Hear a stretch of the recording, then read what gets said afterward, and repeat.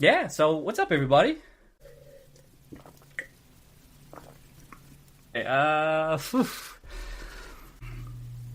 Ooh.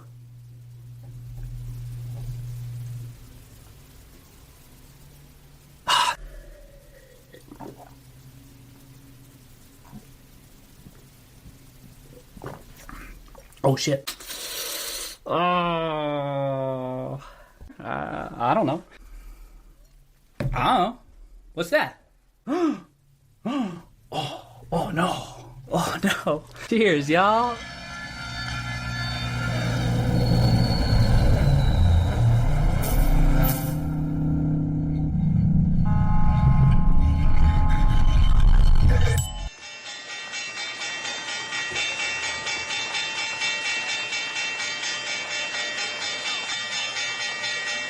Okay. All right, you ready? Yeah, let's hit it. All right. Let's fucking go. LFG. LFG. All right. 3, 2, 1. Thanks, everyone, for checking out the show. I'm Sean Fitzzzy. And I'm Jake Friedel, otherwise known as Zebular, or Not Barry Wood, profile picture guy. And this is the Echo Chamber. The week started off hot and cooled off real quick. Fuck you, call sellers. Yeah. RC didn't cool off, though. He was dropping 13 Ds and tweeting LFGs. No trading tomorrow, guys. I don't really even, I'm off. I don't know what the fuck I'm going to do. But anyways, how you doing, Jake? How you doing, Zeb? I'm doing great. How about you, man? I'm good, dude. I'm good. I just got out of a very busy long work week. It's a holiday tomorrow. Yeah. Did you have to work on the weekend and stuff too? Yeah, I'm restaurant. So rough. Oh, yeah. I bet that was rough. Yeah, my days off are Monday, Tuesday. So, we had Mother's Day. So you don't even gain anything tomorrow?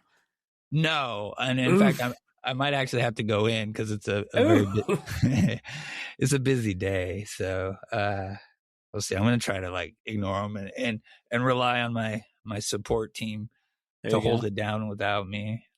So yeah, no, I'm feeling good. We got a day out tomorrow. I fucking hate holidays. Okay. It's weird. That wasn't the case for me until 2021 happened. And then once I got into the market or GameStop, it's like holiday weekends were just the worst all of a sudden. Yeah. Yeah. For some reason, that's like the one market we can't figure out the 24/7 trade. Yeah, I know. So I'll be, Kitty Watch is normally right now.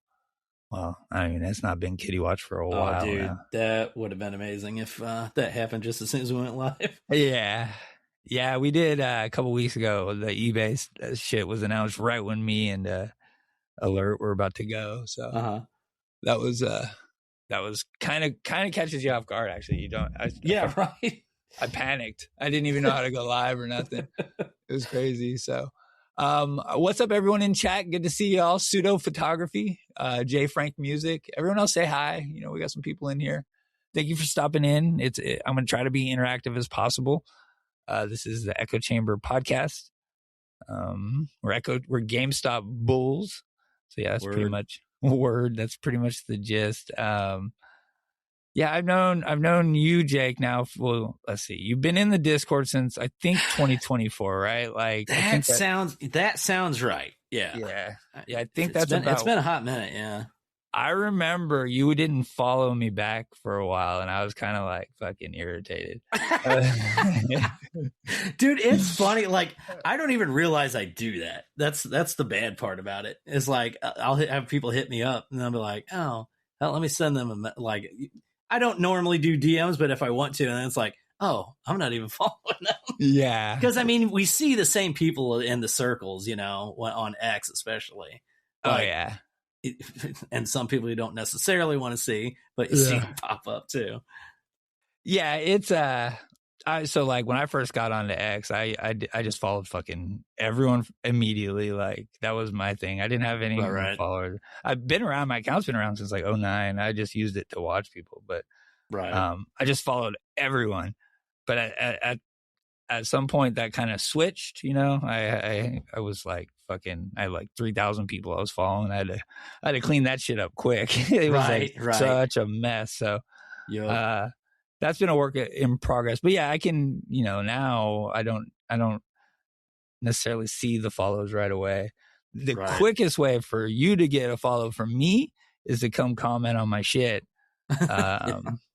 Say some shit for a couple, week or so, because I'm out there every day with a good morning, So yeah. Anyways, sorry, a little side note, but that's how you get followed. Unless your name is followed by like 5 numbers, and then we're just gonna assume that you're probably a bot. yeah, dude. That's the way I go. If you don't have a profile picture and you have a bunch of numbers at the end of your name, I'm just gonna assume you're a bot. Yeah, there's a few of them out there right now that actually are like, they interact. They should get a profile picture. You're right. Like if you're listening right now, get a profile picture. Right. Like it makes it a lot easier to not think you're a bot, because we get hit with so much shitheads out there on X. It's crazy. It's to where it's hard to believe. How many times a day would you say that you end up clicking on somebody just to see how long their account's been open, and 2, their actual location? Well, see, I don't do the location. I should do that though. It's the account, how long they've been around. That's the immediate. Yeah, and it's typically within the last like month or 2. It's like, oh, you just came to X to talk about GME, huh? Yeah. And I'm actually, I had this happen today. It's like, so you're 2 months old. Like, I'm not going to believe anything you say. I'm sorry. Right. Because we're going to $10. Yeah, exactly. Ryan Cohen's a piece of shit. That's pretty much what they all say too. Right. That's I see something, because I'll meet people's energy. Like I'm trying to be positive and happy, but you know what we deal with out there. So I'm going to meet that energy. So if you come in hot, I'm going to click on your profile. And if you have no replies, no posts, there's a lot of that shit too. Like fucking no activity and fucking, 2-month-old account. Yeah. You're full of shit. I'm going to block you probably, honestly. Yeah, I'm not even going to. Dude, see, I don't even do blocks anymore. I just do mutes. So like they're just yelling into the void at that point, Oh yeah. No, I block. I don't give people the satisfaction like, ooh, I really cooked him on that one. I never see it. Yeah, I'll tell them to just like, I'll be like, look, you're getting a block because, you're brand new and you're full of shit. Because we know those accounts too, right? Like it's always somebody that for me, it's somebody that I've already blocked usually. And they have a new name, but it's kind of the same. And I'm like, I swear I've blocked you at least 3 times. Yeah, I've come across that a couple of times too. The life of a GME bull poster on Twitter. Sometimes it's we've gone, and it has nothing to do with the company itself. We've gone through so much shit in the past 6 years, just with people it's going bankrupt, this, that, and the other. And it's like, it's getting better and better. What are you talking about? Yeah, and they try to, they'll try to get it's getting way better, and it's so much better than it was, and I was still talking shit in 22 also. So it's like you just want me to rehash the same thing. It's all bullshit. It's really kind of what it comes down to. Like people are trying to get us irritated. It's kind of how it feels a lot of the time. I don't know. Well, I mean, we're playing 2 different sides of the field. Like, we're bulls, and there's obviously bears, and they're trying to bring sentiment down. But at the end of the day, institutions are going to be the ones that push it one way or the other anyway. So you're not really doing anything. Yeah. Unless you're, it's whatever. Well, I won't get on my soapbox, but unless you're selling a bunch of calls, then you're going to. There you go. Yeah. Or you could be buying a bunch of calls too. So Zeb, why don't you introduce yourself to everyone? Like I was saying, I think we kind of went on a tangent. I think you jumped in the Discord around 2024. You'd been around for a while before. Like I said, you didn't follow me back, but you're OG. So I think Travis wanted actually got a hold of me first. If I remember. Bro. Yeah, that's exactly how it happened. But because I was bitching about you not following me back, I was like, this guy, you don't have DMs open. I don't think is what it is. And I think I do now. I don't know. I'll have to check, honestly. I'm just remembering, but I was trying to get you in the Discord and. I showed up and then I just didn't ever shut up. That's good. So tell us how you found GME, when you found GME, and kind of how you got to sure. Twitter. Yeah. So, like everybody else, pretty much, GameStop's blowing up January 2021. I've been in stocks before. Like I had some Tesla. I'm trying to think of some other things. I had some small amount of Google way back in the day. But anyway, not my first rodeo. When you see something pumping like 1900%, you don't go all balls out at the top. Like that should be a given. It wasn't for me. But yes, this was a very unique situation. So of course I used Robinhood like everybody else. I was only allowed to buy 5 shares at that time. That was after they already started limiting people. So I could, if I wanted to put more in, I couldn't. So $1,500 is what I originally started in at in January 21. Okay. So I think we might have bought around the same time. So around $300, right? Yeah. I think that was like my cost basis at the time, and fully expecting, I was part of the whole sentiment. It's like, all right, we finally got these guys. It was COVID and everything else, and you got a bunch of guys just trying to destroy companies, profit off destroying companies in the worst possible situation ever. And it's like, you know what? No, stick it to the man, Yeah. And so that's what I was part of. That's why I initially joined. But of course, I shopped at GameStop. I'm 42. I've shopped at GameStop and everything else. And since I've been in like gaming and stuff my entire life, I like the idea of having, some sort of physical media out there stored that's just for that. Yeah. So it was kind of, two-sided thing for that. But anyway, January came, they smashed the price down. Not shocking.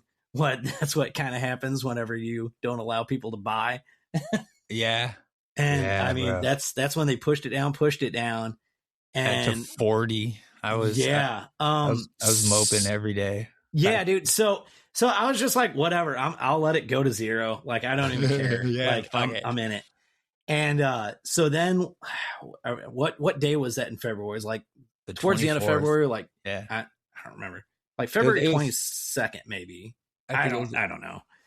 But whenever it started going back up, like once it popped up like 50% that day, I was like, all right, this is where I double down at. So then I ended up doubling down at like $60, I want to say. So my cost basis was never terrible, really, starting out. That's good. Yeah, I was buying the whole way down. It February 20. Yeah, it was the February 24th. That's when I got officially hooked, right? Like I jumped in at the top and then I was buying the way down and I was like fucking sad about it like the whole time, but I still was just like, fuck, all right, well, maybe I'll buy more. This was really my first anything into the stock market, really. Right. And then that shit happened. For me, it was like lunchtime. I was at work and I was busy and I'd miss it. I didn't play options then either, but I would have been pissed if I was playing options because I missed the whole. No, so I should have said that. I wasn't in any sort of options at that point. Yeah. It was just common stock. Yeah. I would have missed that whole run, but I was like, oh my God, it's still happening. It was 105%. And that was in about 2 hours at the end of the day. And then the next day, 313% over 2 days, bro. Yeah. Can you imagine if you were in on some fucking calls in? Oh, dude. From who I've talked to, there was like pretty much every strike was at like 10 grand a call. Oh, yeah. Which is insane. Yeah. It ran how many days? Over 10 trading days, 670%. That's insane. And that was like a month after the big one. And, that's why when people like all the movies and, I thought that was over. Like, this is example number 1 of it's not over. Right. And then, like every quarter after that, we get these massive runs. So I didn't start playing calls until about April. And I was actually playing AMC calls and shit. Right. So in June, I did really well back then. But I know GameStop calls like far out the money. Oh, geez, it was like so much. There was no way I was going to play GameStop calls back then. So the first thing I really learned about calls was like, theta, basically time to die, until you die. So you want to get some time on your calls, right? I almost sneezed. I'm actually allergic to theta, bro. I don't know if you know that. right. Anyways, But yeah. So I mean, once you know theta and IV, I mean, it gets so much easier.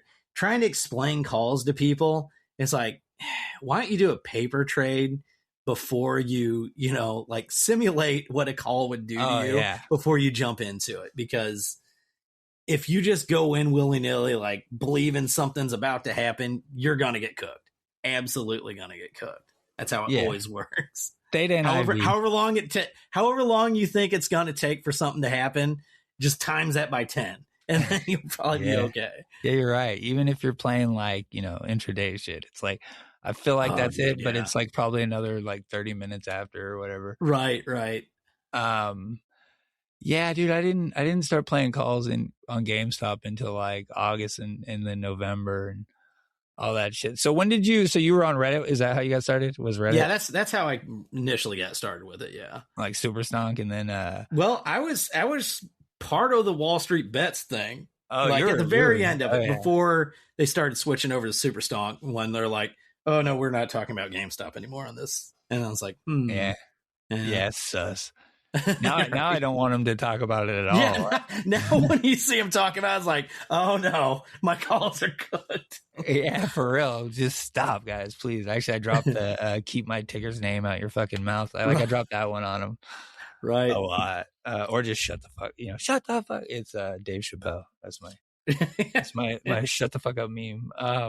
So how did you get to Twitter? How did that happen? So I've been on Twitter for, oh Lord, ages. Like probably within the first year that Twitter even came about. I didn't really use my account though. Yeah. I think I had like an ex-girlfriend or something like that. I was like, oh, you need to get on there. I hated it. I absolutely hated it. I was like, you can't even finish a whole thought. You got 150 characters. What the hell? Can you even say 150 characters? Right? Yeah, that was back when it was like you had to. Oh, dude, you had if you want to put like you put like TH or something like that. like a full thought could not come out with like the 150 character thing. So, but anyway, that got better. In fact, that's really the only reason I ever got the premium crap, because I would never pay for a premium service on a social network if I didn't think it was going to pay for itself, basically. Yeah. And that's all I've been doing, is making sure like that I get enough to pay for the service so I don't have to make my post smaller. Yeah. You're monetized? Yeah. Yeah. Okay. Have you been? I got $120 this last time. Oh no, terrible for me. The past like 5 months probably has been, well, I shouldn't say 5 months. The past 5 periods or whatever has been pretty awful. Like I've gotten one payout during that time. Yeah. But it since it accumulates or whatever, is for like $70. So I mean that covers me for what, $8 months for however long. I reduced mine. I was paying like $50 a month or some shit like that. Oh, you had like the whatever the premium thing was. Gotcha. I don't need the reply boost. I don't, even though it's kind of fun. It's kind of fun replying to some accounts. I don't mind some of it, but yeah, bro, I went nothing for. It's not a lot of money. Just so everyone knows, I have mine up on the screen right now. It's like fucking, they want to. Shill engagement, whatever. Bro. It's like 40, dude, no. $40. It's not paying for good shit. But, have you seen? I always forget the guy's name, but anyway, he's like the head of all the algo that runs that. I forget. Is it like Nika or Nikita? I don't know. Yeah, I know what you're talking about. Yeah. Anyway, he's always talking about like. Yeah, the reason you got deboosted is all your posts are like good morning and good night. It's like, so yeah, you're not gonna make the money you were. Yeah. There's a lot of complainers out there about it. It was interesting. I was talking to Ultimator about it. Like I had more engagement at this time in 2025, like it was all the Bitcoin stuff, but I made less money then than I made now. So they've changed things. Like they've moved it. And I think the smaller people are getting a better shot at like maybe going viral. And apologize. I mean, that's cool. Yeah, that's cool. Yeah, it is cool. But it's not worth it if you're trying to grind it out and make a living up. Right. No. I mean, your average Joe is not going to be retiring off of that by any stretch of imagination. Or if you can, let me know where you live. Yeah, I think the most I got was 20 because I got monetized in like 20. I've been around Twitter since 22 also, like so Right on. so I got monetized in November 23 and it was not shit like at all, but when Kitty came back I think I made like $250. Yeah. Yeah. You get quite a bit more engagement whenever the cat That comes shit was back around. nuts. Like all of a sudden you're living up with like, Oh yeah, I was getting a couple $100 there like a month. Yeah, it's crazy. Like I mean, I'm going to do this regardless, but hey, this is cool. Yeah, it's kind of fun. Like all of a sudden, a lot more people are seeing your shit. It's interesting. It's good. I don't know. It was a whole change then. So right. But I want him to come back again now. Well, that'd be good. That'd be fucking ideal. I don't know. Maybe he did, right? I think we were talking about it before the show. Yeah, but I don't know, man. I don't know. Like I said, if he did, he rugged some people if he did. Yeah. I don't know. Yeah. I don't know if I believe the whole coin thing with him though. Like we were talking before the show, like Charles Payne just got hacked too. So yeah. I mean, and it's terrible. So right. Like he didn't even get his account back yet too. So that's the big question is Kitty's profile picture is still the fucking headband. That was the odd part about all that though. How quickly he got his verification back. I've seen other people change their account pictures and stuff like that. And then like they go like a day, 2 days without getting the check mark back. So I don't know. With him, like it was with 4 hours maybe? Quick. Yeah. Everything got deleted quick. His profile picture stayed with the headband. That coin's not doing terrible either, by the way. I think really? Like, I haven't paid attention. Let me see if I can. I think I looked it up. I think I looked it up at the point it happened, and then, but I don't know, dude. All those tweets were like super weird though, because like they were just very. They didn't have any capitalization. It was just like something that a shit coin pusher would push. Like, let's go. Oh, yeah. Yeah, that's for sure. Well, the headband one where Kitty, I don't know if this is it. I can never find the right charts on TradingView. Or you're talking about the red pill headband thing? Well, yeah, that thing looked a little kiddie-ish, Yeah, and then, so I don't know. It's all hopium, but probably not, right? Like, so do you think it might not even be secure yet, but that seems wild, like that his account isn't secured yet. Oh, I thought I've had. I mean, we do know that he is getting kind of active with what is that account that he has? What is it, Roy Kindergan or whatever? Oh yeah, Ryan Kittinger. He went. That's it. Yeah, he went pro. Yeah. On that, so yeah. How long's that been now, though? It's been about a month with that. It was April. Okay. Yeah. I think it was the last Friday of April was okay. Yeah, I don't know, bro. I was trying to find the coin. I wanted to see how I was doing it, but it got to like a $12 million market cap. And you were talking about the it hasn't wallet. just like flatlined yet. No, it was like it set a new. It was climbing again. Wow. So. Okay. All right. Yeah. What's up, chat? By the way, I see negative banana. Chef here, is that you, Chef Reb? What's up, Chef? I don't know. Say hi, everyone, if you're out there. Good to see y'all. Thanks for coming out to the show. Yeah. All right. Do you guys think that Kitty got hacked, or do you think that was him? Let me know in chat. Did I seem like a professional YouTuber just now?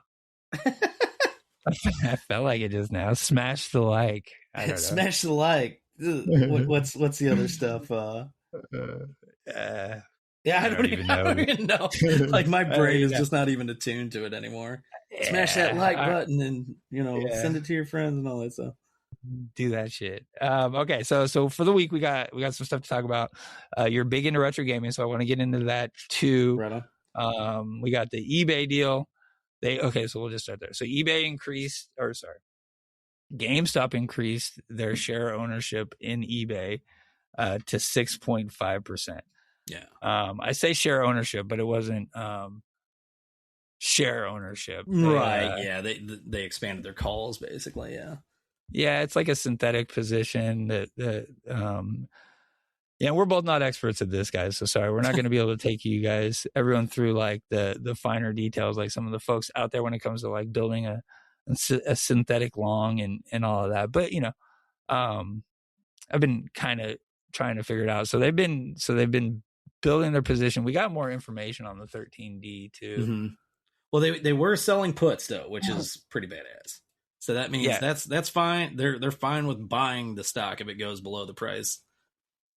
They're selling the puts, and then they're using that premium to buy calls with it. Right. And then that is turning into a synthetic long, which is pretty fucking cool. I think they did it. God, 7 million seems like so low. Mm-hmm. But I don't know. My conversation, I've seen that number thrown around a couple times, but I'm not sure. But they're putting minimal money forward on this position, which is pretty insane, and they can do it for a while. Is how I'm seeing it. Like with the cash that we have on hand, they can get up to 50% ownership of eBay. Yeah. Through a synthetic long. They only own 25,000 shares though. Right. So see if I want to. Let me share this tab instead. And did you see the price cost basis on those shares? No, what was it like? Was it like 85 or something? No, bro. Well, so the synthetic is 80, like, yeah, right around $85. The first round, and then they came back and it was like 100 and between 100 and 114 was the extended or right. The new 13D that happened. I got all kinds of notes. I just got to go find them here. Anyways, so no, he bought 25,000 shares at $117, which is funny only because at the time of the filing, eBay hadn't even hit $117 during regular trading yet. Oh, that's interesting. Yeah, he top ticked the shit out of it. Is what he did. It's I think he was right around. I forget where it was. Either way, it was pretty funny. eBay has since then gone above that, but yeah. Right. I'm sure it'll be. I'm sure that was to get like some kind of voting rights. He got the shares because that's the thing about the synthetic position is that he doesn't have the voting rights with it. So I don't know. Ultimately what that could mean. Excuse me. eBay. So let me think what else. So eBay's got their shareholder meeting on June 17th. I think the X date is passed, so it's not like he could buy up enough to like there's a vote on there. It's like option number 4. It's a question on whether or not they're going to lower the threshold to call a special meeting to 10% from 20%. So gotcha. That's kind of like I think what maybe the goal will be, but he's going to need to. I don't know. He's not going to have voting rights by then, right? Even with the 6.5%. Well, he's pretty well come out and said that he basically has to go to essentially institutions to get their vote. And if he is proposing a way for them to make more money, of course they're going to vote yes. And I mean, he's doing a really good job at showing that eBay is not ran efficiently at all. So, yeah, I mean, that's the thing.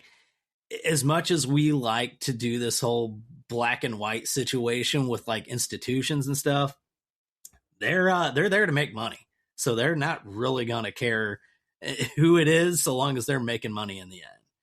And I think they're going to see that with Ryan. I hope. I mean, that's what he's doing. He's basically been selling himself to the institutions. Right. He's gonna save $2 billion like immediately. And right. Yeah, it's pretty cool. He's using his Twitter pretty efficiently too.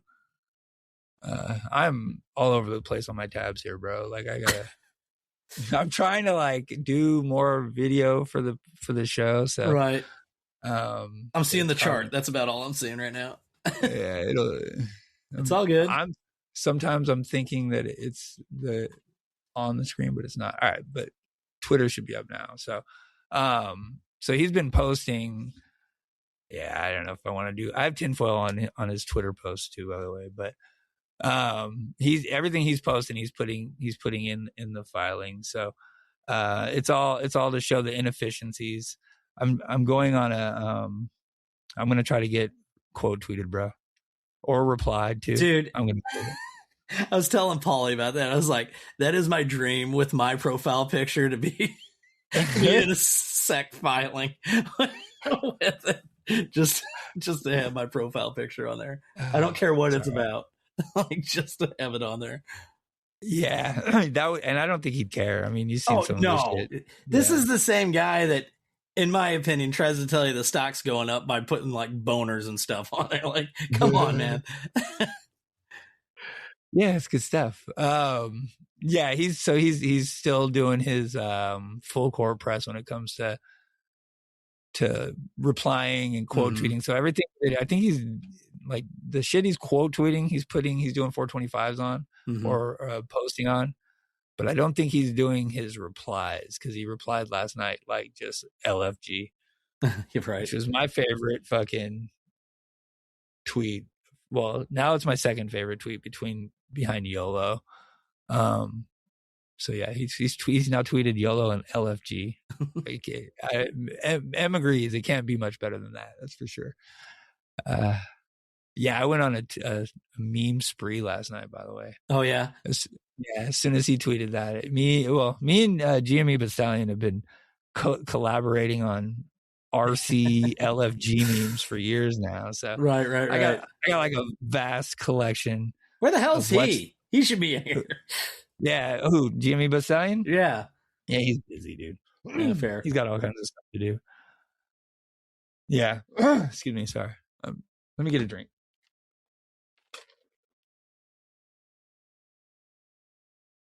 All right. So he's putting he's putting all of his tweets in the 425s, except for his replies. You know, there's some tinfoil. He replied to, well, maybe this one will probably make it in there. He replied to the CEO of Flexport. Yeah. That was pretty interesting. That dude cooking all the BBBYQ guys all day, every day. Well, no. So wait, are you talking about Marcus? Is that who you're talking about? No. Are you talking about Ryan Flexport guy? Yeah. Oh, I look at some of his replies today. Okay. He's Let's like, check it out. is that like the QAnon of Bed Bath and Beyond? Like, yeah, he put that today or yesterday, something like that. Yeah, so he's just now being exposed to them. Is that what's happening? No. So they've tried to link him to different stuff with like Bed Bath, like forever ago. So he's just kind of playing dumb with it, but okay, it's entertaining, you know. I'm real bad outside of like GameStop circles, so like knowing names and stuff like that. I've never heard of this guy before, but he was posting about that he is partnered with SpaceX, basically. Okay, so he's been around for a while. I want to say Ryan used to use something was correlated with him and Chewy, if I remember right. It's been a hot minute since I've looked into all that stuff, but he's a logistics guy, right? I think that's the case. So yeah, I don't know. I mean, I'm seeing there's always Elon and Ryan Cohen and whatever 10 going around, but of course, because it would be nice to have a trillionaire pumping money into it. But yeah, I mean, and he did tweet, what was it, Stonks? Is that what he tweeted? Oh, the original post, like back in 21. Yeah, GameStonk, yeah. Yeah, GameStonk, that was it. Yeah. So I mean, since then everyone's got yeah. Liz Morton is doing good, man. Yeah. She just kind of came on the scene. I don't remember who really invited her into the whole realm, but yeah, she's been around for the past month, and yeah, she's been posting some good stuff. I think she's an eBay person originally. Oh, okay. So it's like we fell right into her wheelhouse, and right. Yeah, she's been doing really good. She's been adjacent to a lot of his stuff. In fact, I think Sneed here used her. Yeah, he used her images for his post that got quote tweeted by Ryan Cohen. So, yeah. See, I got that dude blocked. I'm trying to see. So here's my bid for. Dude, no pies posts are always fucking hilarious. Oh, bro. Yeah, like- No pie is yeah. so good. He is so funny, especially with all that barking puppy shit, bro. He's cracking me up. So my first attempt to get a reply from RC is, "Hey, Ryan Cohen, eBay executives are overpaid and waste a lot of money on dumb shit." So I don't. That was step one. I just said hi to him today. Hey, Ryan Cohen. That would be, yeah, you're right. That is the dream, right? But like, I'm not typing, cool essays about eBay's shitty business. Right. That's not me. So And I mean, it's gotta- that's clearly what he's going for here, is to be like, okay, this is how you guys are grossly overspending on everything. And like he even said, you could run eBay out of your house if you wanted to. yeah, he could. And we got one more meme out of him it just blew up the I'm going to be here for a while. See, that's cool. Someone else made that from the community. All this shit's coming from the community. I really like that too. He's just like perusing, but him smoking the cigarette with the whiskey. Yeah. Oh, some I don't think we even really talked about in the Discord. And dude, I'll be the first one to just say I thought it was nothing at all related to him, but that Corey account. Oh yeah. Did you look much into that at all? After he posted oh, go ahead. Well, you go ahead. And then I was gonna say, like, so you would always see that posting and stuff, and then it's like, oh yeah, it's like shareholder meeting, and here's a random, GIF or something like that, or GIF or whatever coming. But supposedly GameStop followed that account like years ago or something or another. The Corey account? Yeah, right. Oh, I don't know about that. So I'll give you some lore then. Okay. So I was one of the original 69 accounts that Corey followed. Uh-huh. Back when he first came on, she they used to go into spaces and just sit there quietly, and then folks started, Diamond Ape, folks we know started that were doing all the spaces back in 22, started like thinking that maybe he was for RC, and I think that account played into that pretty heavily. Uh-huh. But something happened, bro. Like something happens with a lot of these accounts where all of a sudden, well, I think they got bought out, but all of a sudden they start posting butterflies, all of them. So something happened. I think he got bought. I think the account got bought, and it started, deleting all of its shit and then only posting stuff about like, BBBY and all that shit. So since that point, I've been kind of like, definitely out on it, but then they posted the socks, right? Yes. Like that was, so that's okay. That's the only reason that I was like, okay, so maybe there actually is something to this. Like, oh, was like, you dare me to do it or something like that. And then that's the thing that Cohen gets kicked off of eBay for, is the socks. Yeah. They were dirty, right? Is that why? I wonder why. I don't know. Yeah, it's something like, I guess they need to disclose if they're used or something. I don't remember what it was, but yeah. All right. I'm trying to, so I'm going to go to my profile. I think I got Twitter still up. I have a couple tweets about scrolling down on your, I don't post too much. Like, don't play tin, guys. Don't play tinfoil. I'll say that now. Yeah, no, don't do that. Don't do it. And it's a note to myself as well. Though. January of 25, I think would be. That was it. or yeah, I guess it'd be 25. Yeah. Oh, dude. 0109. Is that what you're talking about? Yeah. Whenever Kitty was posting all this stuff, and it's like, oh, here we go. And then it's like, oh, there's Max Payne. That's way down there. There's no way price is coming down to that. Oh my God. Like, bro. Yeah, we went from like $25 to like $20 in like a week or something. It was like, well, so Greg fucked the cake. Yeah. I don't know if you remember that, but Greg fucked the cake at the same time as they took out our president. Well, our ex-president, Jimmy Carter. Right. 0109. It was That's right. Yeah, it was all crazy. Let me find. It was also our top, bro. Like 2025 was not that great. No, it really wasn't. But we ate, 37% off of that top at this, 0109. Well, okay, there's two ways of looking at it. 2025 wasn't great in the sense that the stock price didn't do anything, but 2025 was great when it comes to how much cash we have just sitting there. Correct. Yeah. In terms of rugs, we had a couple epic ones, by the way, just in 2025, like the 0109 rug. And that, I'm part to blame for that. I feel terrible, but I was in, like, it's really kind of tainted me on tinfoil, honestly. Like, I don't really honed it down on it, and I'm about to roll some out here a little bit later, though, I think. So here's some more. So here's some more, but fair warning.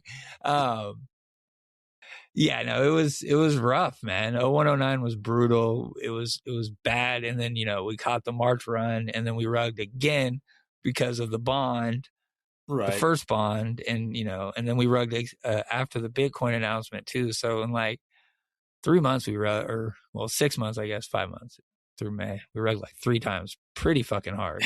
So coming up, and don't buy calls on this. This is just me talking out my ass. Don't play 10. Right. So we've already seen kind of the one bond unwind. So the next bond unwind should be the beginning of June.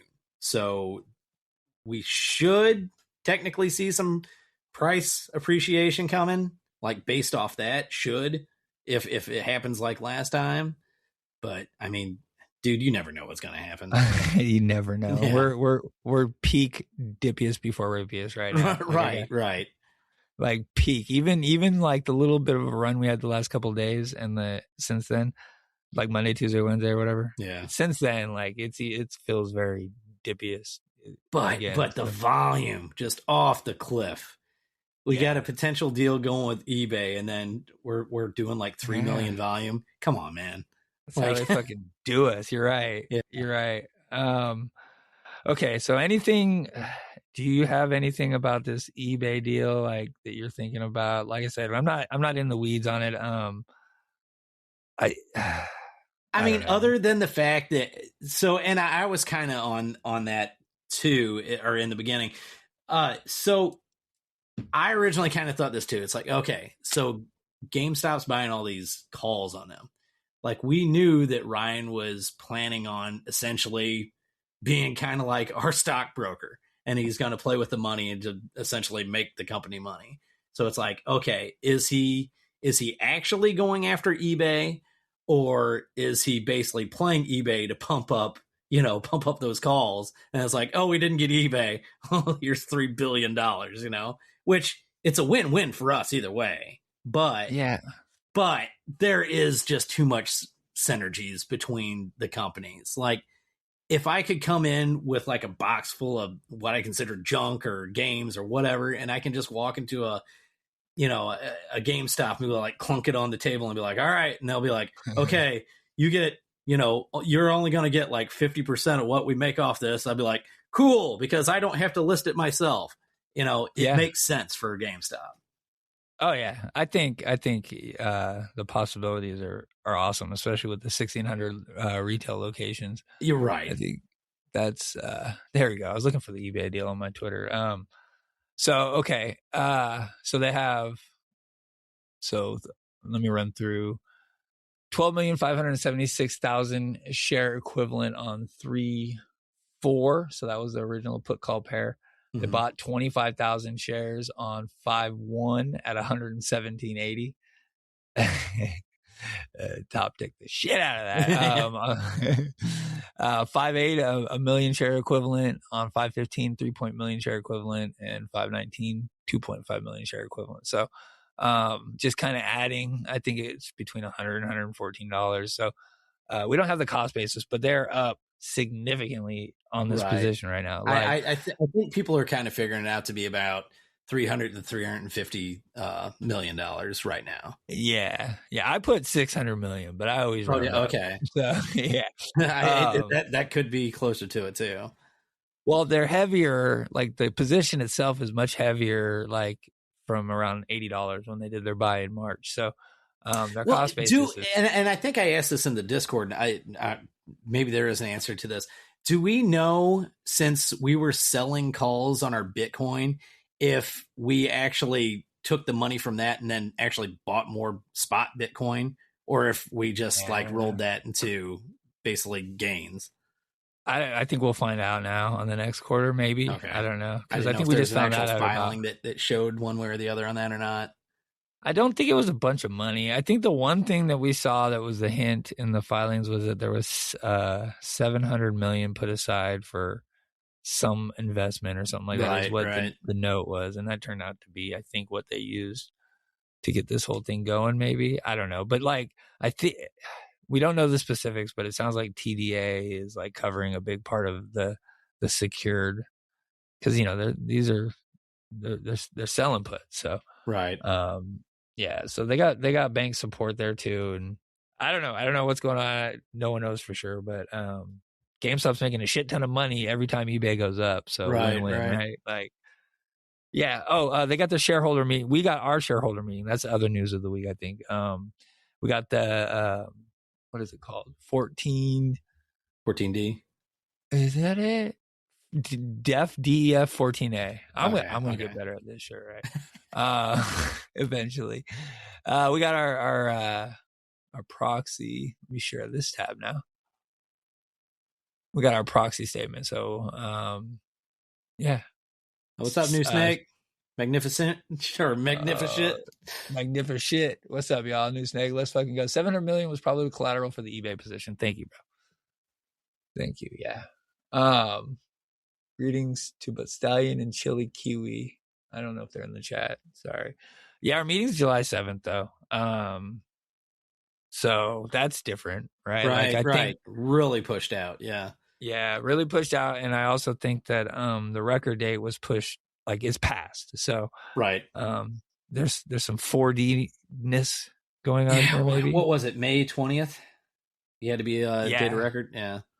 Yeah, so I don't know. You can come up with all kinds of fun tinfoil around that. Right. So July 7th, 10 a.m. Do you remember the hold music from 2024's? Do you remember that shareholder meeting, bro? I don't. Oh man, that sound, because it was like we crashed it. The shareholder meeting, we overloaded. I do remember that they had to keep rescheduling it because the server just kept crashing. Oh, we overloaded it, bro, and then they kept trying. They're trying to get it going though, and it was like, the hold music was just nonstop, and I was on vacation too. I remember that week so well. I was at work, so that's why I don't remember much. It's me got my phone on speaker, like trying to listen to it and do stuff. Yeah, since then, sure, but look, shareholders meetings have never been good. Just so we all know, like. So, but this one maybe, I don't know. Look at me talking myself into it immediately. You're right. I didn't even give it a second. Set your expectations, but it's gonna be awesome. Yeah, I mean, so we're gonna elect the directors, advisory vote on RC's fucking pay package, but we also have the additional 1.5 billion shares that they're requesting. So that, but see, that wasn't news either. The fact that, what was that, Friday, that they took the stock down and basing it off that news is like every shareholder already knew this. Yeah, number two, everyone did. Nobody, at least I hope, honestly doesn't believe that Ryan's, like, him and the rest of the board's cost basis for the past like 3 years, he's gonna dilute it below that. That would be dumb, like real dumb. Yeah. Well, we're almost there now too, 2050. Yeah, and he's got to put his own money into it too. I was actually pleasantly surprised by the fact that it was only 1.5 billion. I thought, in my head, when the initial news came out, the pre-def 14A or whatever, I thought they were going to ask for 2.5 billion more on top of our 1 billion. Right. And I was like, fuck, that's so many shares. Yeah. Fuck. But 1.5 billion is a lot too, but it's $1 billion less than I thought. So I was like fucking kind of pumped up on Friday. Right. But they use everything they can to fucking sell us. So right. So let's see. I want to take a break here in a second. Let's see. I got some good memes out of this week. The circle of life for an RC hater. So damn you, RC. That's how it starts. And then I heard some good tin for next week though. Oh yeah. I'm gonna get some weeklies. Take All right. profit. I've already got what is it? June was it 26th? I'm reading a meme. I'm reading my meme, bro. That's the circle of life of a hater. But you're right. I'm with you there. Good calls. Take profit. I'm riding these to the fucking moon, right? That's what they say. And then damn you, RC. Yeah, that's how it goes. Yeah. Fitz, do you have any calls right now? No. Like even long dated stuff? No, definitely not long dated. Gotcha. I closed out of almost everything. Gotcha. But I got some bullshit. Friday. Friday I picked up June 26 calls for 24s. All right, I have June 5s. I have 2450s. Oh damn. And a few 26s. A few. But those I grabbed. I get kitty insurance on Friday. Don't play like I play. But Friday I grabbed some fucking cheap out of the money shit. Right on. Because that shit printed back then. So I don't know. What do you think? Do you think RC could be talking to Kitty? I don't think so. He's Twitter. Oh, you mean like? Oh, not in person. Like through his Twitter. Could be. I mean, I think he wants to see him just to be a spot share or spot holder. Like I think he wants to see him buy a significant amount just shares, and then like the rest of us believe in him and that he's going to turn the company around with like an eBay purchase, So, go ahead. No, you go ahead. I was gonna say. I mean, we know. Kitty's other name is deep fucking value. So like the man loves a good value play. And my thesis had always been like, we might not see him around till, like the last time the bottom ticked, it was $10 is it, the bottom between the two peaks. And I was like, oh, well then it might be $17 because that was the bottom between the last two peaks or whatever. Like 17. That's where the gap is too. Yeah. Right. And I mean, do we go there? I really don't think so, man. Nah. Because we've bounced off 20 like fucking 10 times now. Like I said that like either on X or in the Discord. It's like in the past 2 years, we've only closed under $20 one time. And that was $19.94. Yeah, so and we bounced. That's what I'm saying. Like everyone is a buyer at $20. Everyone. So I don't know. Do we see it potentially hit $20 and then Kitty comes back just right then and then just sends it? I mean, that could be a thing. I don't know. Yeah. Just have to see, I think 2060, whatever that gap we have down there from the start of the year, I think that'll hold because that's where RC's cost basis is. Right. I feel like not his cost basis, but his right. Added another million shares. Yeah, that too. He bought then, but like the whole package is around that cost, like 2050. Oh, whatever. Gotcha. I see what you're saying. So I feel like that's gonna hold no matter what. Everyone's the news is going to send us down to whatever. It's always 17, but like you're saying, I know, it's always 17. It's always 17. It's always 17 until it's 10.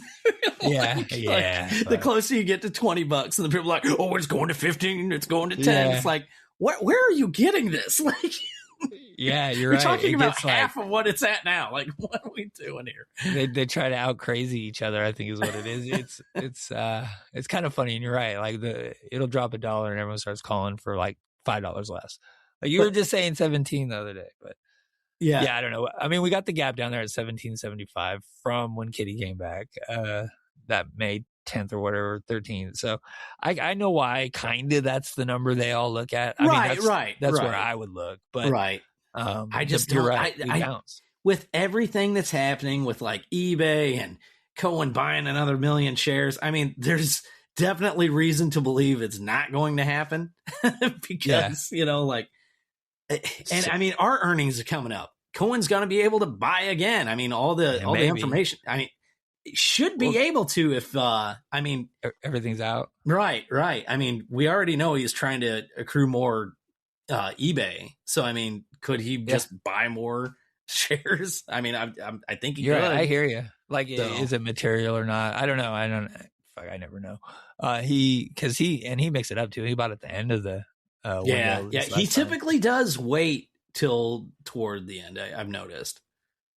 Well, yeah. So no, I disagree. What's up? He buys 2 days after earnings almost every single time, except for this last time when he bought in January, and he waited till because our window is 2 days after earning, and then you have a 2 month period basically. Yeah, okay. until the week or so before the quarter ends, maybe something like that. It's the fiscal quarter, our quarter. So so it's May. That just May 2nd, I think, was when our quarter ended. So they could have purchased. He could have bought any time from 2 days after March 22nd or whatever our earnings was through to May 2nd. So typically he'll buy he bought on June 9th, 6/9. He bought then. He bought March 22nd, I think, in 2022. That was right after earnings. Okay.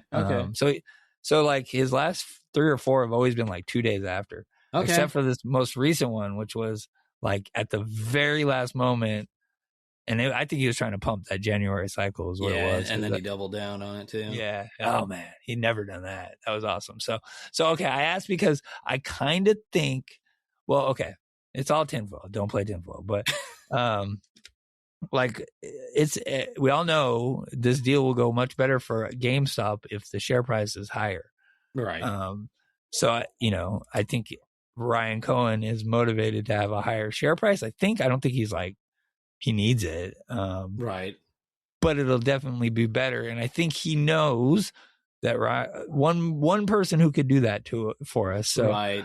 I kind of feel like he's been trying to get Kitty to come back. That's kind of my, again, tinfoil. But so he did the squeeze face in December. Ryan Cohen did. He did and then we got Mr. Rossetti Squoze. You remember that? Oh, yeah. Yeah, got that. And then the Power Packs did their release with the alien guy. So there's 3 squeeze filters that we got from the company. So that's, kind of exciting. But then you start seeing all of his most recent Twitter posts.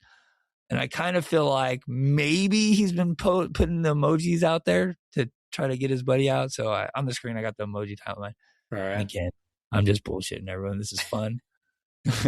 But I mean, pretty much we've gotten them all in the last couple weeks, if you really want to stretch it. Right. Dude, we've been trying to call these emojis for the past year and a half. So yeah.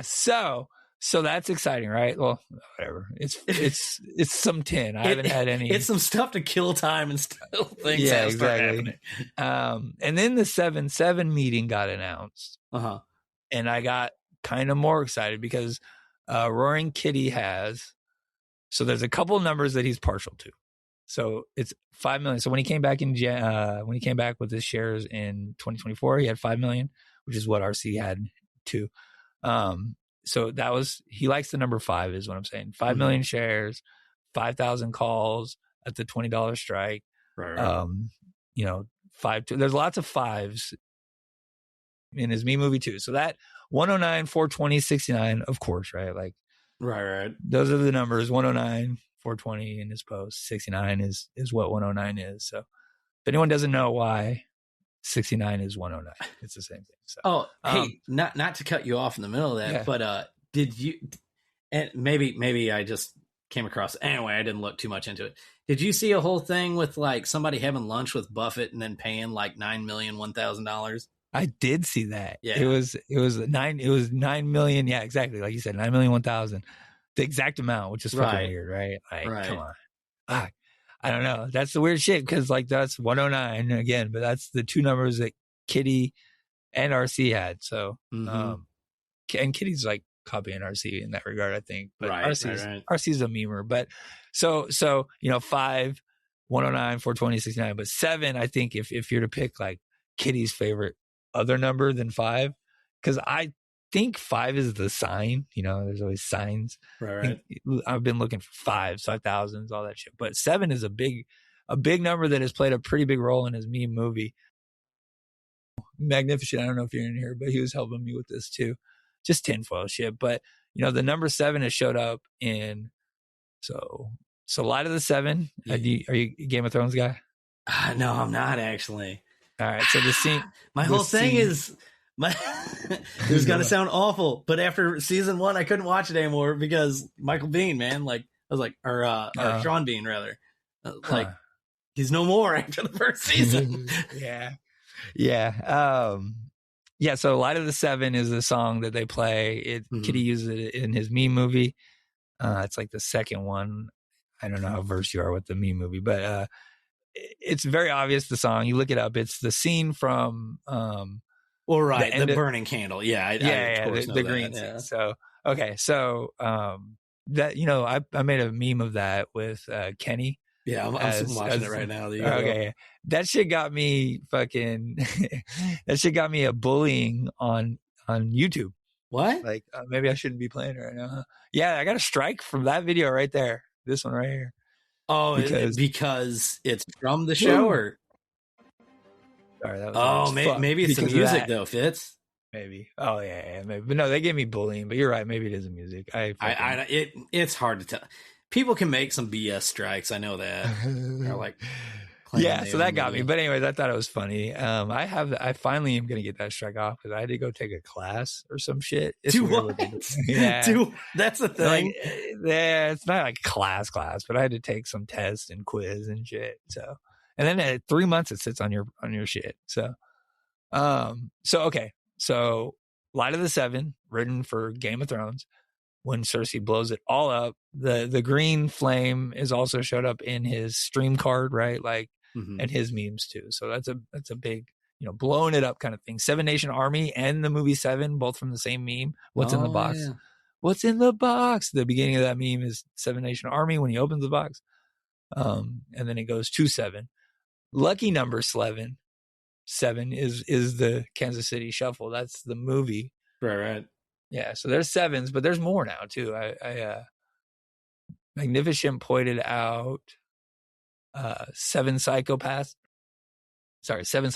which is the Big Red Hand, that song. Oh, okay. Yeah.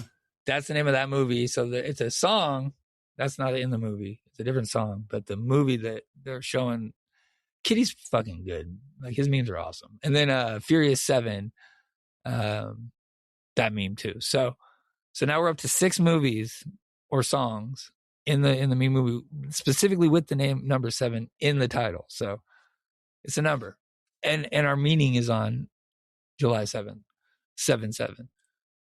So if Kitty, maybe that's Kitty's sign, and maybe I'm just going to tie it all in together that RC put it on 7/7 to tell Kitty that's the fucking day. So there you go. There's my 7s tinfoil. That's it. That's all I got. Did you buy calls as we were talking? Me? Yeah. No. Even if that was a thing, no. I've already got my calls, so. Yeah. All right. Let's take a quick break. Let's see. I'm gonna put on YouTube. Cool. I'll be fast. What should I put on? I think he has his thesis somewhere over here. Nothing's gonna get you a strike, man. I know. I put on him 10 minutes. I don't know if we got 10 minutes. I don't want to do that. All right. I'll be quick. Cool. Put this guy on. I'll be right back. Hey, what's up, everybody? Welcome to Roaring Kitty. Hey. This channel revolves around live streams where I share my daily routine of tracking stocks, performing investment research, and a whole bunch of boring stuff like that. There we go. To discuss with the committee my purchases of GameStop shares and my discussions of their fair value on social media. It is true that my investment in that company multiplied in value many times. For that, I feel enormously fortunate. I also believe the current price of the shares demonstrates that I've been right about the company. A few things I am not. I am not a cat. I am not an institutional investor, nor am I a hedge fund. I do not have clients, and I do not provide personalized investment advice for fees or commissions. I'm just an individual whose investment in GameStop and posts on social media were based upon my own research and analysis. I grew up in Brockton, Massachusetts. My family was not wealthy. My father was a truck driver and my mom a registered nurse. I was one of 3 kids and the first in my family to earn a 4-year college degree when I graduated from Stonehill College in 2009. That was not a good time to be looking for a job. From 2010 to 2017, I worked at a few startup companies, but there were significant periods when I was unemployed. I took an interest in the stock market, and even though I had very little money, I used those times to educate myself and learn more about investing. In 2019, after nearly 2 years unemployed, I accepted a marketing and financial education job at MassMutual. My wife Caroline and I were thrilled that I had an income and benefits. My job was to help develop financial education classes that advisors could present to prospective clients. I was not a stockbroker or a financial advisor. I did not talk to clients, and I did not recommend stocks for them to buy. Before and after I joined MassMutual, I studied and followed stocks. One of those was GameStop. In early June of 2019, the price of GameStop stock declined below what I thought was its fair value. I invested in GameStop in 2019 and 2020 because, as I studied the company, I became more and more confident in my analysis. Two important factors, based entirely on publicly available information, gave me confidence that GameStop was undervalued. First, the market was underestimating the prospects of GameStop's legacy business and overestimating the likelihood of bankruptcy. I grew up playing video games and shopping at GameStop, and I plan to continue shopping there. GameStop stores still provide real value to consumers and reliable revenue for GameStop. Second, I believe that GameStop has the potential to reinvent itself as the ultimate destination for gamers within the rapidly growing $200 billion gaming industry. GameStop has a unique opportunity to pivot toward a technology-driven business. By embracing the digital economy, GameStop may be able to find new revenue streams that vastly exceed the value of its business. I am hardly the only person who has advocated these points. When I wrote and spoke about GameStop on social media with other individual investors, our conversations were no different from people in a bar or on a golf course or at home talking or arguing about a stock. Hedge funds and other Wall Street firms have teams of analysts working together to compile research and analyze shares of companies. Individual investors do not have those resources. Social media platforms like Reddit, YouTube, and Twitter are leveling the playing field. The idea that I use social media to promote GameStop stock to unwitting investors and influence the market is preposterous. My post did not cause the movement of billions of dollars into GameStop shares. It is tragic that some people lost money, and my heart goes out to them. But what happened in January just demonstrates again that investing in public securities is extremely risky. As I said earlier, I consider myself and my family fortunate with our investment. When the stock price broke $20 in December, I knew my investment was a success. I was so happy to visit my family in Brockton for the holidays. The money will go such a long way for us. We had an incredibly difficult 2020. Most difficult was the tragic and unexpected loss of my sister Sarah in June. I am grateful to be in a position to give back to and support my family. As for what happened in January, others will have to explain it. It's alarming how little we know about the inner workings of the market. And I am thankful that this committee is examining what happened. I also want to say that I support retail investors' right to invest in what they want, when they want. I support the right of individuals to send a message based on how they invest. As for me, I like the stock. I'm as bullish as I've ever been on a potential turnaround for GameStop, and I remain invested in the company. Thank you. Cheers, everyone. That's fucking good. As for me, I like the stock. He's awesome. You with us, Zeb? I'm still here. All right. Let's see here. That dude's so cool. All right. What's up, everyone out there in chat? Good to see you, Ape. Thanks for stopping by. Thanks, everyone else, for stopping by. All right. So let's see. So for the last half of the show here, probably we'll see how long it takes. But I want to talk about, I guess, the week in the review. We'll look at the chart a little bit. Nothing too exciting. But I want to get into some GameStop retro. Can we talk about retro gaming? Absolutely. Yeah, that's because that's like your thing, right, bro? Yes. That's absolutely my thing. All right. So let's see if I got me get to my notes here because I have a little bit of notes. I have some questions for you. Right on.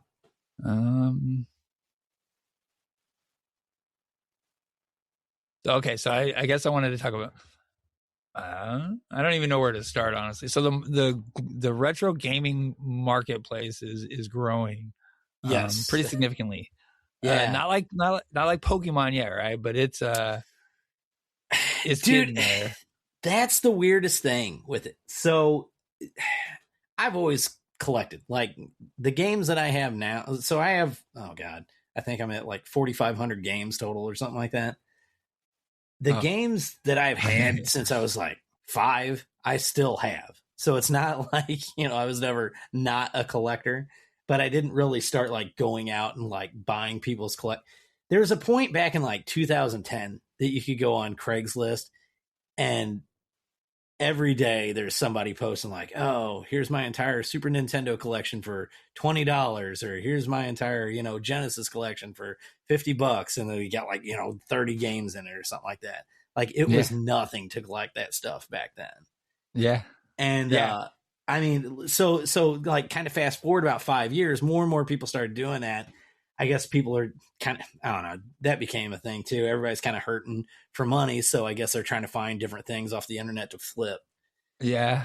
Yeah. That whole market is kind of, that whole idea of like flipping like shit on dude, like eBay and all that.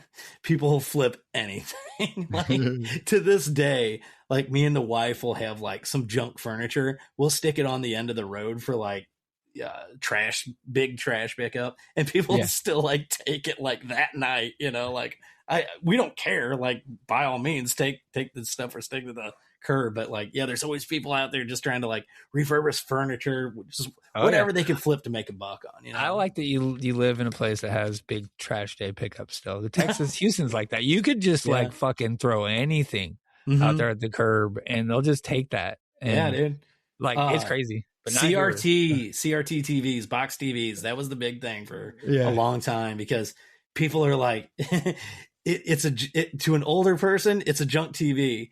To the next person, it's a retro gaming TV, and it's worth $200 to $300. Like that's the whole thing. So it's like, it's basically fueled by people. I don't know exactly how, but who grew up in the 90s, right? Like, my first system, I had a Nintendo. I remember that's probably the best present I ever got. I remember Fitz, we're about the same age, right? I'm 42. Yeah. About right. I'm about to be 48. So okay. We're all right. We're older. So, we grew up about the same. But I had a Nintendo. I remember that shit. Right. I didn't have like the whole Duck Hunt package though. Right. But my neighbor did. He had the robot too. Did you ever have, you know what I'm talking about with the robot? This is the most worthless but awesome thing ever. Yeah. Yeah. Rob the robot. So that was, I remember like, that was the rich kid package for Nintendo, Duck Hunt and robot. Like anyways, no, that was the shit. So that's what I started with. But I never did Sega ever. I know, sorry, Sensei. I'm not a Sonic guy, but I moved over to Xbox. Well, I did PlayStation for a little bit. I've been Xbox basically forever since then. So right on. But I've fallen off completely, to where I don't even know where to start if I was going to get back into gaming. But retro would probably be. Do you do any PC gaming at all, or no? No, I don't know. Trust me, as the further I get into dad life, the amount of time that you have to play video games versus like, collecting and stuff like that. Yeah. It's like everything died when I found GameStop. Like I used to do fantasy football. I used to watch the fuck out of like sports all day, every day. It was like sports talk radio. All that shit changed for me. Like, so a lot of the things that I had time for, I don't know. I don't seem to, even though I should. Twitter kills a lot of my time. Oh, dude, yeah, it really does.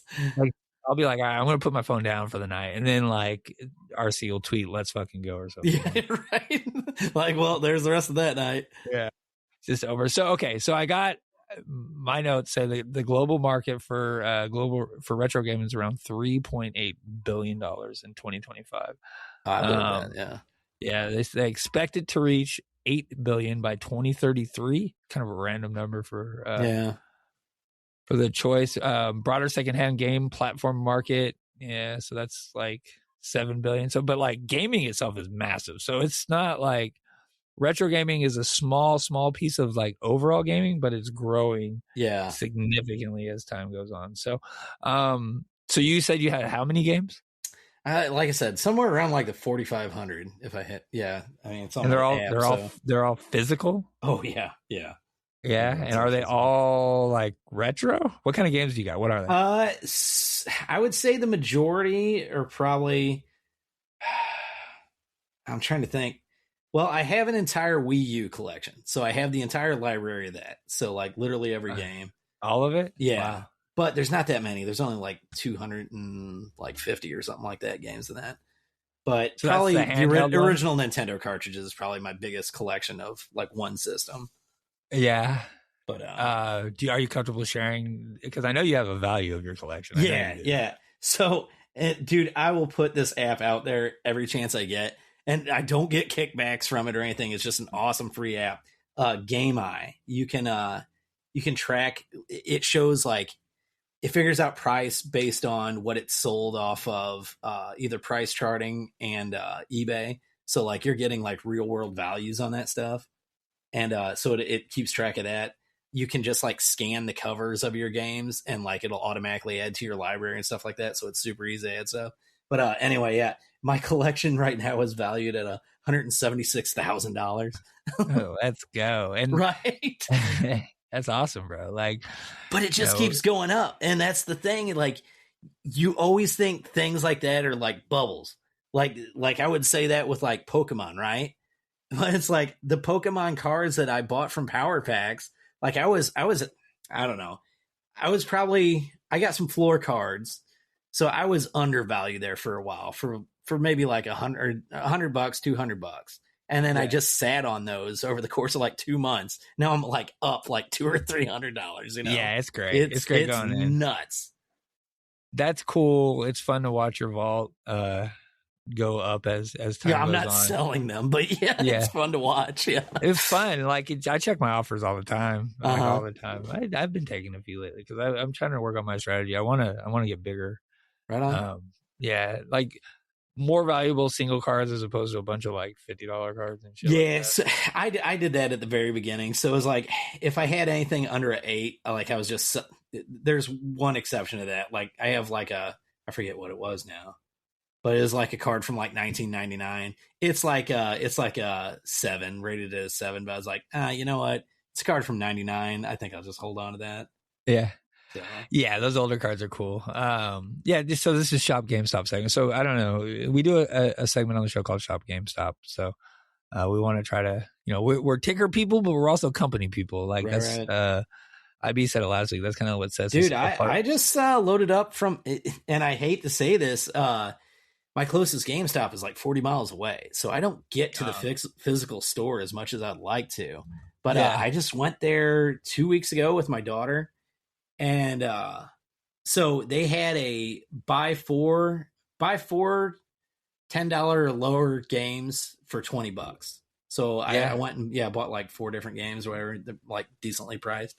Yeah, you were saying I cut you off. Go ahead. Sorry. Oh, no, you're good. And so they ended up getting me there because I had my 3-year-old with me. She's like, "Oh, Hello Kitty stuff," and I was like, "Yeah, oh man." So like the value that I got there is just gone from buying like a plush.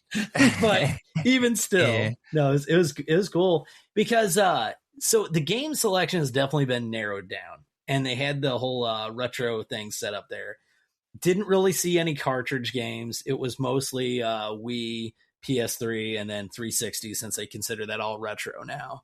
But while I was there was maybe 1 or 2 people kind of perusing the games, but there was like 10 people in line there getting cards graded or like receiving them and stuff like that. So the card deal or the card end of it, that is absolutely pumping. There's no doubt about it. And that wasn't the case. I was before, like maybe 6 months prior to that was when I was there. And that wasn't the case at all. Like I seen more people kind of like looking at the game section and stuff, not so much the cards. So the cards are definitely pumping right now. So you keep so there's a vault. That's what I was checking. I checked my vault for PSA, but there's a vault for your video games, right? Like so Is it the Game Eye? Is that the vault too, or is that just? Oh, no. So no. That's one thing I've been wanting GameStop to get into, and I think that's where they're going to head, is basically do the grading of games and then like vault them and do like a power packs with like physical video games. I think that's probably the course that they're going to be going to. No, everything that I own, I just literally own. It's here. Oh, okay. Yeah. Okay. Yeah. That's cool. That's cool too. I thought that you had that. So that's not, is that something that's out there, or that's just not that I'm aware of, but I mean, that seems like the direction that GameStop's probably going to go. Yeah, it would be graded games. Yeah. The only thing is, that's going to be, and it's the same way with cards too. You've got to have somebody authenticate that stuff, man, because there's fakes and stuff like that out there, like there is cards and stuff. So authentication is going to be paramount. I can imagine. I can imagine. They got some cool games. I have the GameStop site up right now. I'm just kind of. So what's the most popular retro game, or not? What's the most popular retro system out there? What do you? Honestly, it's probably still GameCube. GameCube. Yeah, I got one. Yeah. I got one of those. But... So what makes it so popular? Why? Why is it generations? That's what you see time and time again. Like at one point, like Atari was hot, then Nintendo became hot, like the original Nintendo. Super Nintendo Genesis caught like a bid there for a while. It's just kind of like anything else. Like you get people that get out of school and stuff, maybe not now, and make some money, and and then they start buying the stuff that they had when they were kids. That's what you really see. Is like I hear that. Every 10 that years, makes sense. Yeah, it kind of rolls into the next thing. So I was a little too old, I think, probably then is why I never got into. So Nintendo 64, I bought. That was the first system I bought with my own money. Oh yeah, and I was a senior in high school then. I remember because I had a job, Right. I was like one of the only ones of the friends that had it too. So I bought that system and I thought I was fucking cool. So like after that was one of the coolest party systems ever though. Like everybody owned GoldenEye and everybody had people over and playing four-player split screen. Like that was a cool time. Oh yeah. That was fun. Yeah. I don't know. I seem to suck at some of those games. Fair enough. So the GameCube came. It was GameCube then Wii. Is that the order? Yes. Yep. Okay. So that was I went to Dreamcast after. Oh, I right did play on. Sega. My bad. I did play Sega. I went to Dreamcast when I went to college. Okay. So that's kind of funny, Fitz, because like not many people were into the Dreamcast. There's a few people, and then like the Dreamcast is considered like a beloved system now, but like nobody owned it basically. Yeah, it was cool. It had that cool controller. Mm-hmm. They had that VMU, the screen with like the memory card. It was also its own little thing. Yeah, that was cool. And then I played the 2K game. That was like 2K when it was really 2K. Like right. The actual year 2K. Right.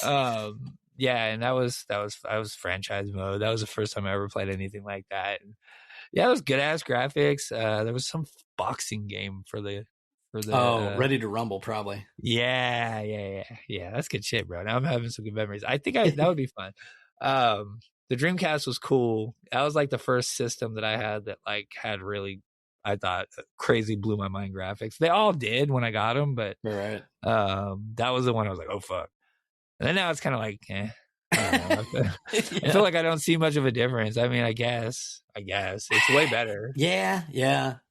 Well, see, beginning 90s to the end of the 90s, like the graphic overhaul there was so insane compared to like what we see in like a 10-year stretch now. Yeah, I know. And well, the consoles would be 10 years, but now it's like, I feel like they're coming out sooner too, right? Right. Yeah. I got I have the Series X, and it's just sitting there. I play Fortnite sometimes now. PS5 is what I primarily play on when I actually get the time. Yeah, I wish I did because I could play Spider-Man. That's pretty much there you go. Yeah, so okay. Handheld gaming is pretty like so dude. Yeah. So do you have any handheld consoles? Yes. What do you dude.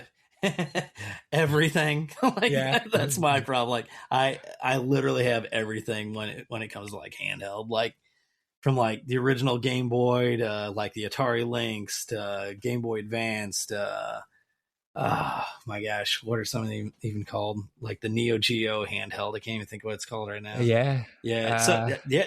But dude, Mod Retro, you got that on the screen right now. That is so cool what they did with that, because that's like a 1-to-1 of like the original screen, like the resolution and stuff.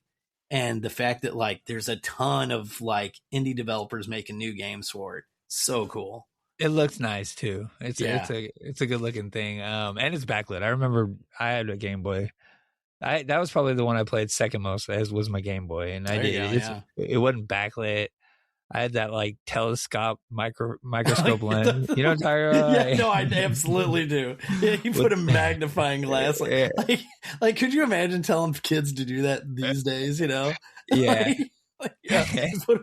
Put a magnifying glass on the screen. You're good. Yeah. Make it cool. 1 inch larger. Yeah, so I like that. My kids have Switches. I think they're fucking cool. The Switch is I don't know. That's pretty awesome. Oh, I agree. Yeah. That is, you can play it in like a handheld or the TV. Like if you would have told us when we were kids that's you could do that shit. Right. Like what's going on? That'd be, and keep like, I guess the graphics are pretty much the same. Yeah. So that's the thing. I mean, they can't do what a standard, system was going to like a PS5 and a Switch 2 are not on the same level of power. Right. But like if you got a Switch 2, you're taking that everywhere. And I mean, the visuals on the smaller screen are good enough that like you're not really gonna care because you got it portable, Wow, so, this 3DS is $400. So yeah, dude, that's something that went up. Yeah, the new Nintendo, their naming scheme was weird during that time. New Nintendo 3DS XL, yeah, they're like through the roof. I don't really know what happened there. Wish they put what year did those come out? I don't know.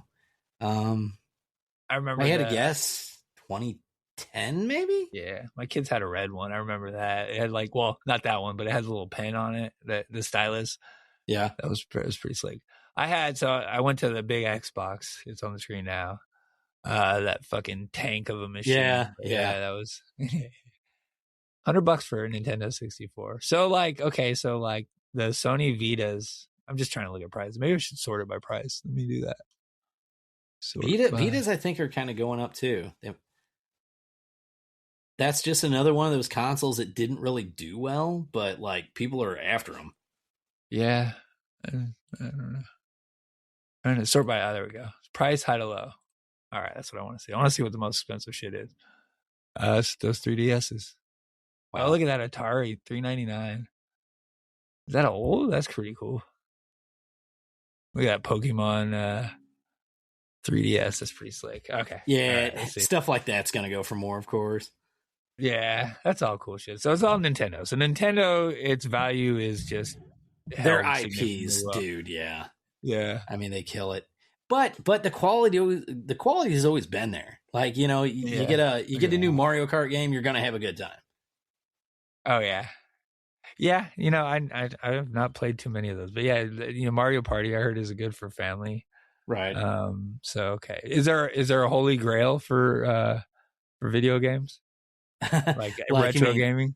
Like what's the most expensive, like most sought after retro anything gaming like? Yeah. Okay, so if you had to go there, that would be something like the Nintendo World Championship cart, and one of my buddies owned one at one point, and what that was. Do you remember the movie with Fred Savage when we were kids, and it's called The Wizard? Yeah. Yeah. That competition ended up, they created a competition based on that movie. And that was 1991 Nintendo World Championships. And all the contestants got a cartridge that participated in that. And if you have one of those cartridges, and it has like 3 different games built into it. And if you have one of those cartridges, I think he ended up getting his for like $10,000. I think he ended up selling it for $30,000. I think they go all day long for like $50,000 now because that's cool. Right. Wow. Yeah, that's fun.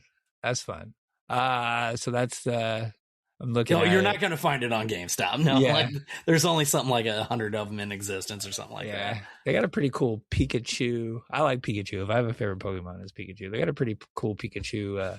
I have that in 64 actually. Yeah. Do you? That's Yep. slick, bro. Yep. Do you keep your boxes and all that shit? What's that? Do you keep all your boxes and all that I shit? try to. That one I had to get loose. I bought it off a Craigslist deal or something like that. And my wife gives me shit about. I keep every box. Right. I don't. If you want to keep the value of stuff, that's what you do. Right. Okay. Okay. Let's see. I mean, it's retro gaming. So first off, GameStop is going to retro gaming. That's kind of why I wanted to talk about it. Right. But you look at the site there. They need to move it up a little bit, I guess. Yeah. It's over here, very, very pretty much hidden at the top. But how's it? I'm trying to think of my GameStop because I like work right by one. I see it all day, every day. I don't know about the retro section though. So the one you went to had a nice little retro section? It is pretty small, honestly. But like I said, they didn't have what I consider retro because, like I said, I'm 42. But like they had like Wii. Yeah, I saw a lot of Wii, 360, and PS3.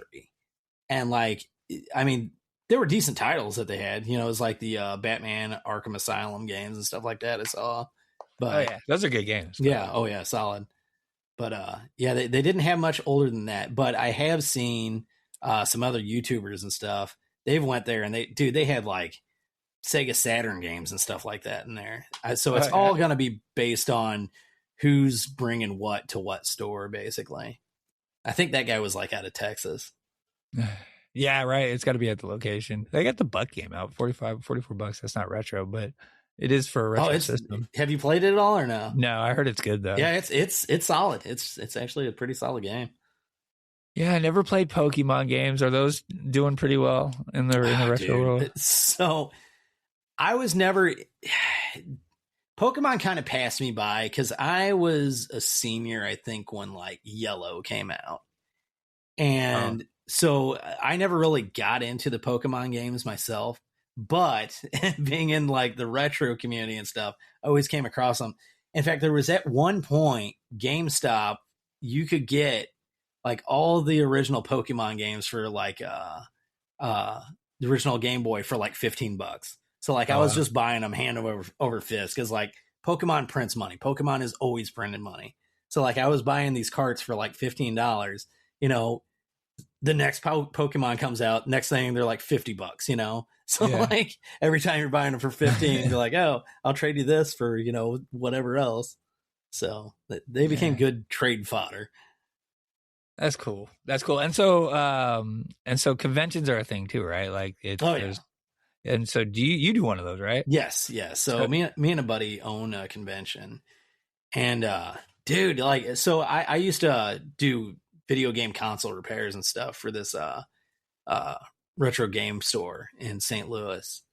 And so my buddy who actually owned the store is like, hey, what would you think about starting a convention up? I was like, I don't know like what kind of turnout we would see with something like that, but I mean, yeah, I'm game for throwing a couple $100 in to rent out a hall or something.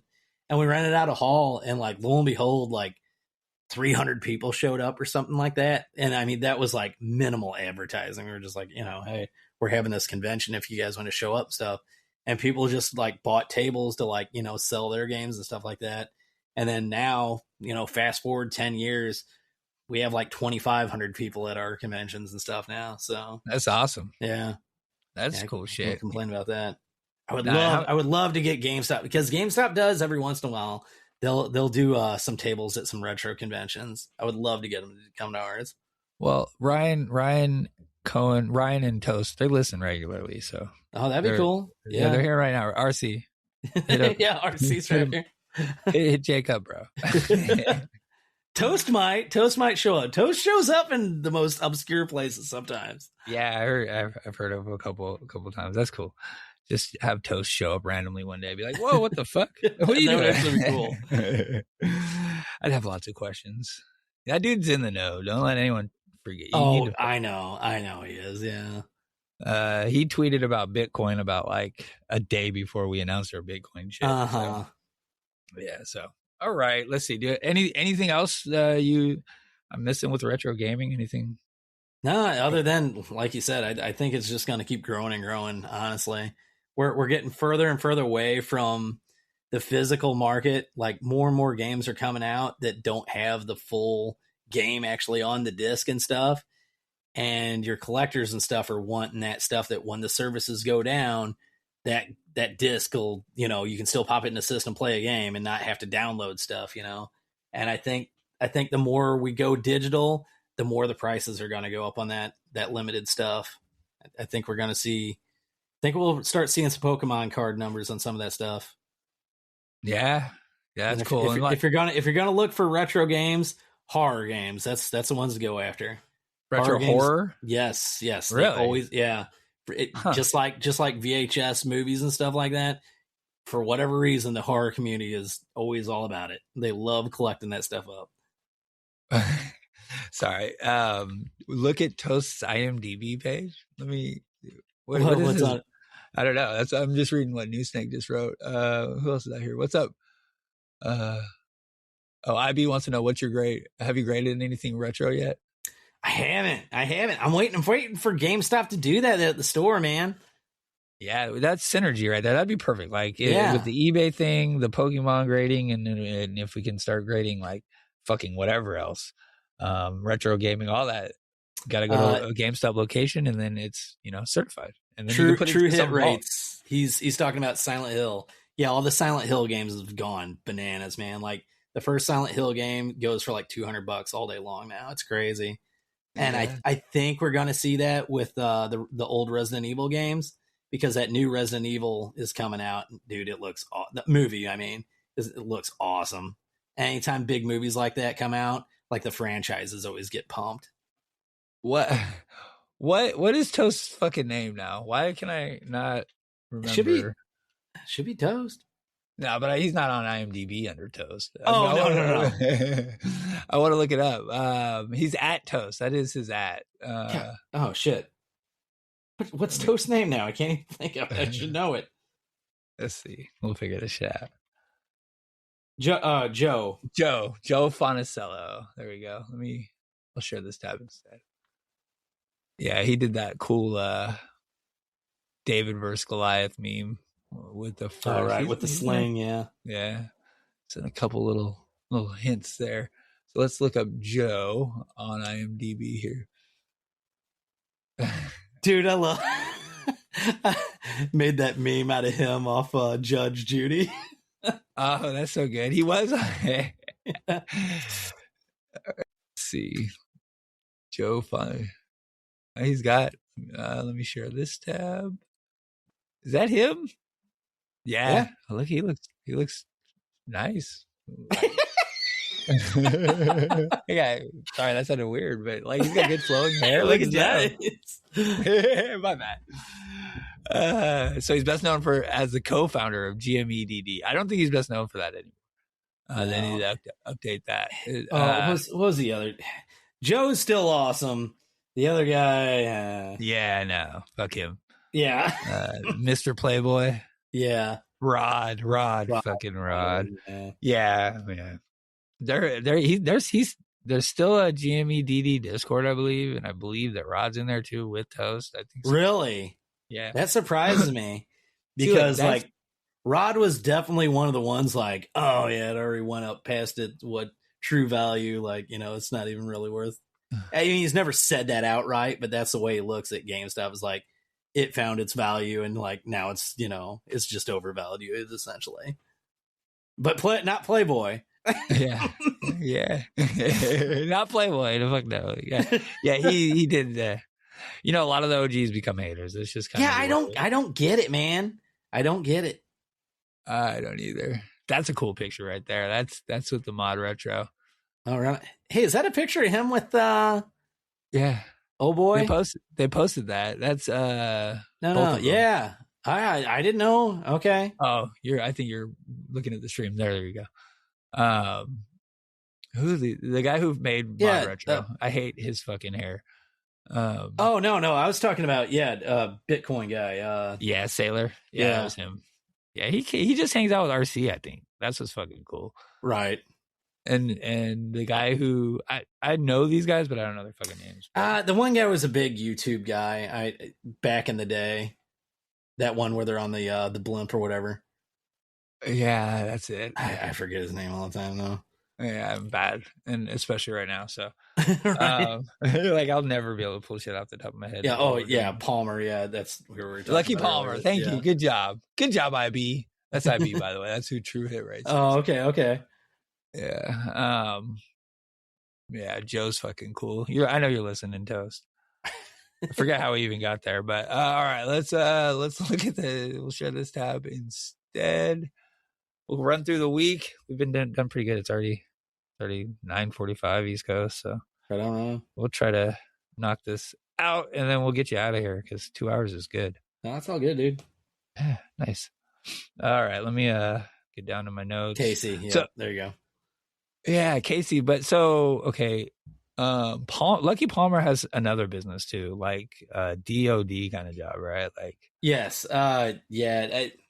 drones basically, I think is what his other thing is. Scary guy stuff, right? Like right. Palantir kind of shit. Yeah. So, but I'm just shocked with how much support like both him and Cohen have given each other. Like, you know, with basically being the only seller of Mod Retro stuff. Like, I mean, retailer anyway. Yeah, I'm shocked we haven't seen him take a stake in GameStop or at least anything significant. Yeah, all those guys, right? Like no one. Well, I think they're talking about on the Discord. Like Nat probably has a big like conflict of interest. He can't with his job at PSA. Man, I hope so. Yeah, I hope so. You're gonna get blocked for saying that. I'm playing. He blocked me for making a joke, and I didn't even tag him, and I got blocked. Someone tagged his ass in for me, which is annoying. Yeah. Right. He doesn't like the jokes when you call him out. No. All right, I fucked up my chart, but anyways, I'm trying to.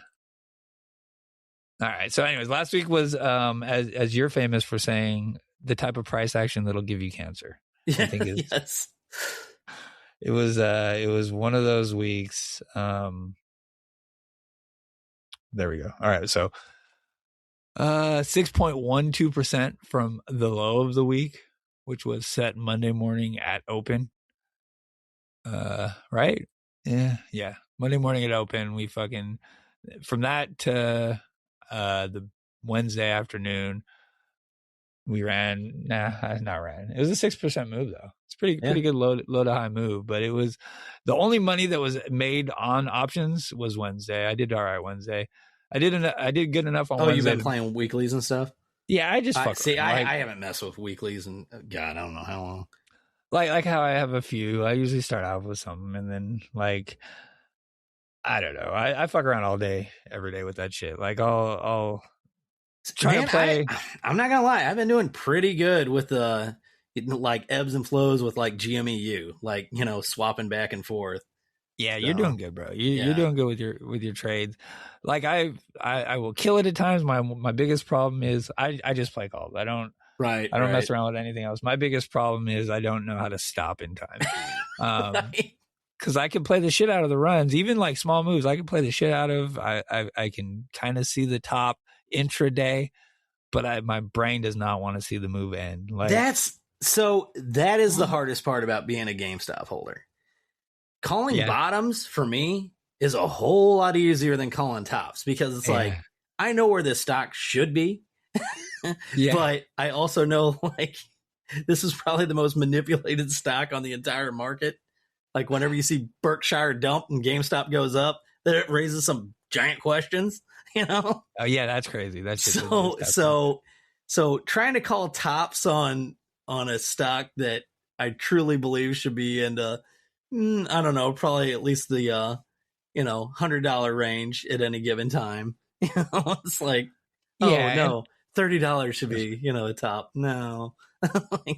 And we've been hurt. We've seen so much happen. I said we've been hurt. That's my automatic now. But we've seen so much happen, and we've seen so many runs, and like what I keep having to tell myself is like we're all fucking dialed in. Like none of this shit's gonna get past us at all. No. Like you don't need we to. have the most weaponized autism on one stock than any other stock in the market. Yeah, Hands down. So if you're, hanging around, you're following on YouTube or follow us on YouTube, but that's not what I meant. If you're following on Twitter, if you're in the Discord, there's no way you're going to miss a move. So you really don't need to be sitting on a large option position if you're trying to catch a move. Right.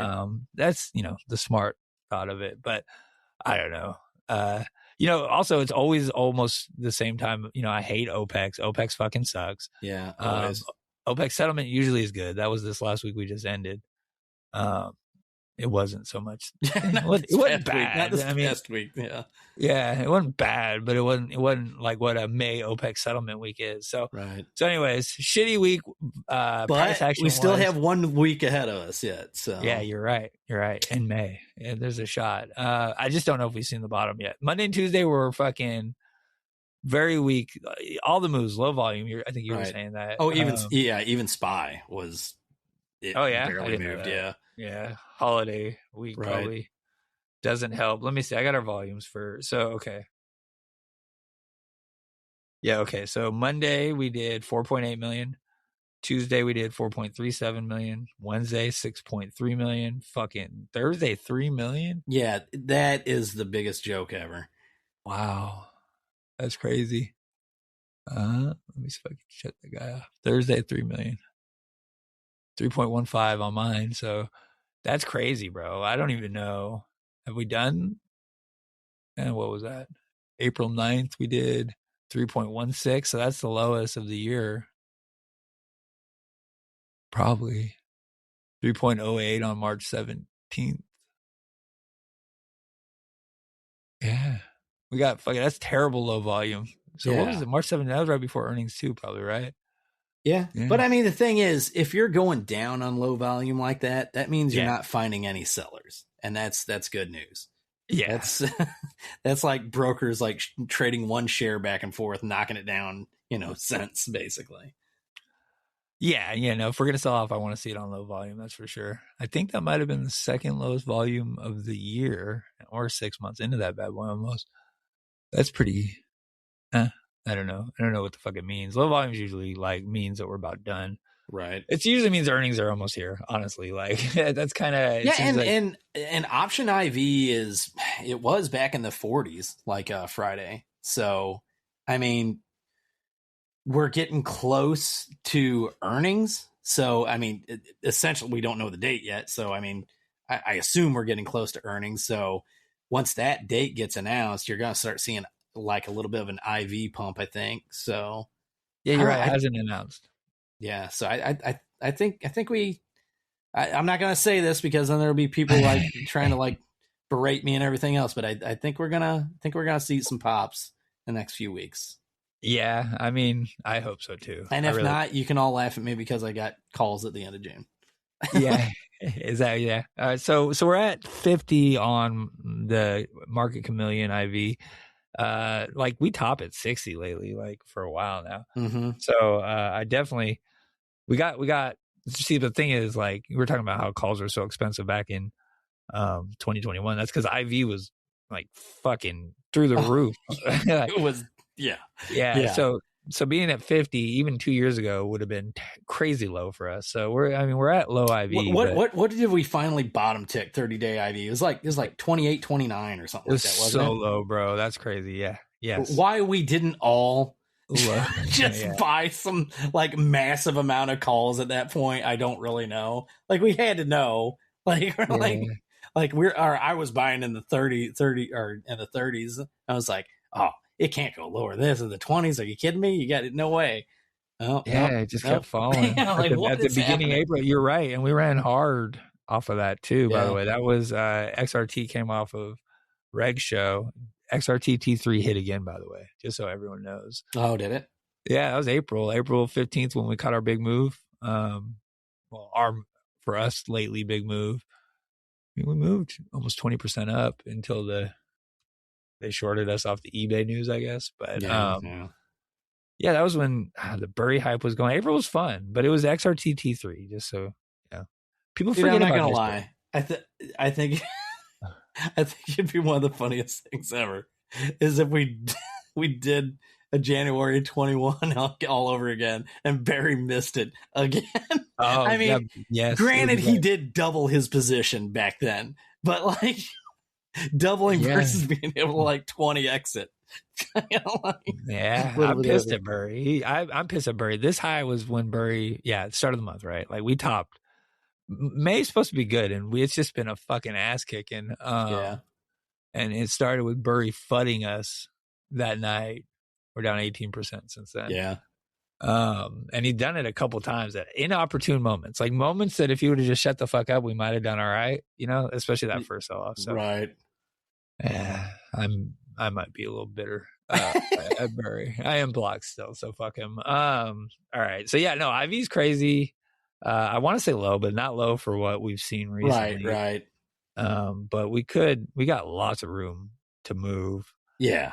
I agree. Like to the upside. So all right. I just have a note here. Should you play earnings? So 6-9 is my guess for earnings. I would think that would be perfect. Kitty's birthday is June 8th. So, but I don't know. I mean, you are playing earnings, huh? Is that kind of your thesis? No. my thesis is just that, yes and no. GME go up. Yeah, that too. I mean, we're at $21. I don't think we would see anything below 20. I don't think we'll ever see that again. I honestly don't. I don't. So it's not going to get much worse. That's part of my thesis. The other thesis is in June, we're going to see that unwind of that second bond. And the last time that happened, we went up. When did that happen the last time? Was that April? 3 months. Yeah. Or no, was it April? Well, I don't March, know. Wouldn't it? I don't know. Anyway, we saw a good pump off that. So, that's my thesis.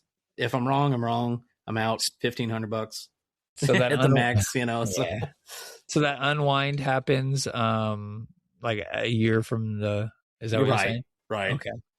Okay. Cool. So that's something to look forward to because we got smoked.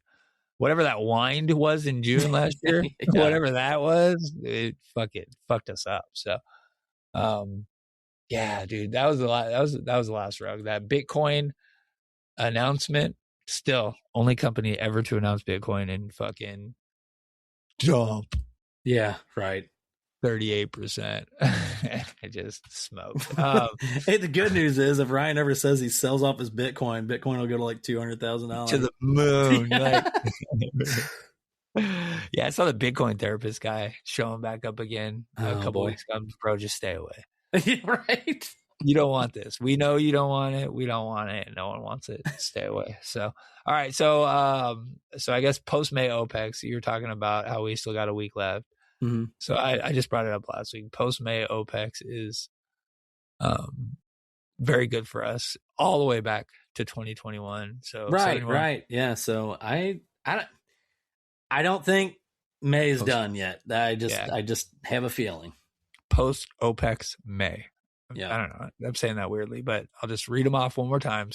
71% 2021, 14% 22. Oh, sorry. I'm off a year. Sorry. 55% 2021, 71% 2022, 14% 2023. Worst year ever. Fuck 2023. 50% in 2024, even with the offering and all that shit. And then 2025, 29%, all in May after OPEX. Right. There we go. So, it's our month, but that also will give them plenty of incentive to fuck us up, right? Like, I think, if we're excited about it, if we're excited about it. I mean, anybody that's been in this for the past 6 years at this point, just keep stacking. Like, the lower it goes, stack harder. Like that's really the end of beginning and end of it.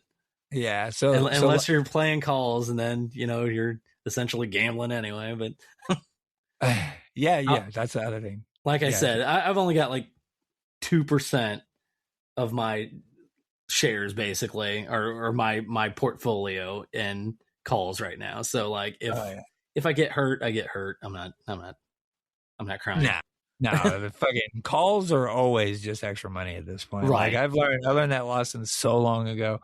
And like as soon as I make money, bro, like Like I pull that shit to my bank account now. Like I don't fuck around. Like with GameStop, I've made money and lost money so much that I don't even play anymore. Like as soon as I hit it, I pull out like a bunch, like every single time. Like I don't play. That's why I use Robinhood for that kind of shit, and it's just so easy to use. But yeah, last night I brought up last week I made up an indicator called the DBR, the Dibbiest Before Rippiest. There you go. Yeah, I'm still working on it with the Ultimator. He doesn't know that he's working on it. He did make. He doesn't know he's working on it. He doesn't know yet, but he knows. I brought it up, but he doesn't know what it is. He just knows that okay. I'm waiting on it. But he made an indicator that's pretty funny. It just puts the Kitty fractal, May 2024 fractal onto the chart.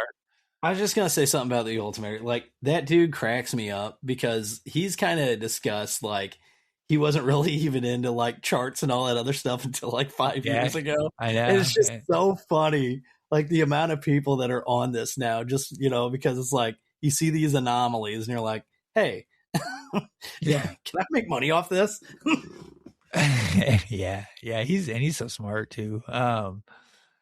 Yeah, so he made an indicator that put UCopy out of a job is what he did. Yeah, he made it obsolete because that's pretty much what UCopy does. Is he drops that. He has celebrated the May 2024 fractal hitting, and then also said this is all in the last week. Also said we got to wait till July. I'm like, which one is it, bro? Like, are we running like May or are we waiting until July? Both. I don't know. UCopy's been jumping on my post here lately, so I'm starting to get excited. Yeah, he's saying it's like way later on. He's like saying it's like 3 months out. It's like, oh man, it's got to be like now then, right? Yeah, that's bullish. But it was like hitting 2 days ago too. But he Ultimator just kind of made him obsolete. I thought it was pretty funny. I did the whole I'm gonna ruin this whole man's career. That's what that fucking indicator did. But no, the Dibbiest Before Rippiest, it's basically a falling wedge on the chart on the daily. And is that what you're showing there? Yeah, it's a big element of fucking a good Dippiest Before Rippiest gives you a little bit of hope in the middle too, right? Like oh, we're out of it, and then you get smoked more. So yeah, we've had them. I mean, you think you're out of it, and then fuck. And it's been the case like for all of our runs. You get that little move. So anyways, I was hoping we didn't have that little move and the dip was over last week because we got smoked so fucking hard. Not last week, the week before, but I don't know. We got our little hopium. I need to adjust I don't know, man. Like I said, people start getting weird around $20-$21, Yeah. It's just like, I mean, guys, it's a buying opportunity. When you're buying shares for less than what the CEO is buying them at, it's a good buying opportunity. Don't freak out. Buy. Yeah. Exactly. And I don't know the exact quote, but you should be buying when everyone's scared. That's the fucking truth. All right, so gaps is the other thing I wanted to just kind of update. Yeah, I don't even know what we got left on the chart now. All right, there's a lot underneath us. So we bounced on. Well, we didn't bounce. We missed it by just a little bit. God, I don't even think this is filled then. Yeah, so we're about. I don't know. Sometimes that shit works. We just didn't get any crazy volume off this bounce. If we would have got some volume here, I'd feel really good about this being like a double bottom for us. Right. And we can move on. But we didn't get nothing significant, and it was actually very weak. Like just a weak move up, and then we fell off, and that was a weak sell off too for the most part. So I don't know. I'm concerned that we come back towards this 21.36 to 21.09 range. That's when that one will fill. Yeah. Yeah, this is 2065 is when RC's comp package got announced. So I think that one will hold, and then 2009 is the low of the year, I think. Actually, no, 1993. Yeah. Wait. That was last year. So this low of the year is 2016, I think. 20, like by a day. I don't think, I've said from the start, we're not going down here. I think at the worst, it's going to be down here to the 2069 range. Maybe we fill that gap at 2065, and that's where we catch our bid. And it. Well, so what a lot of people have been speculating is we're seeing a lot of arb traders with eBay. So they're longing eBay and shorting GameStop. But the problem is, since we continually increase our calls on eBay, like, how do you arbitrate that? Because like the underlying is going up, at any point, we could say, you know what?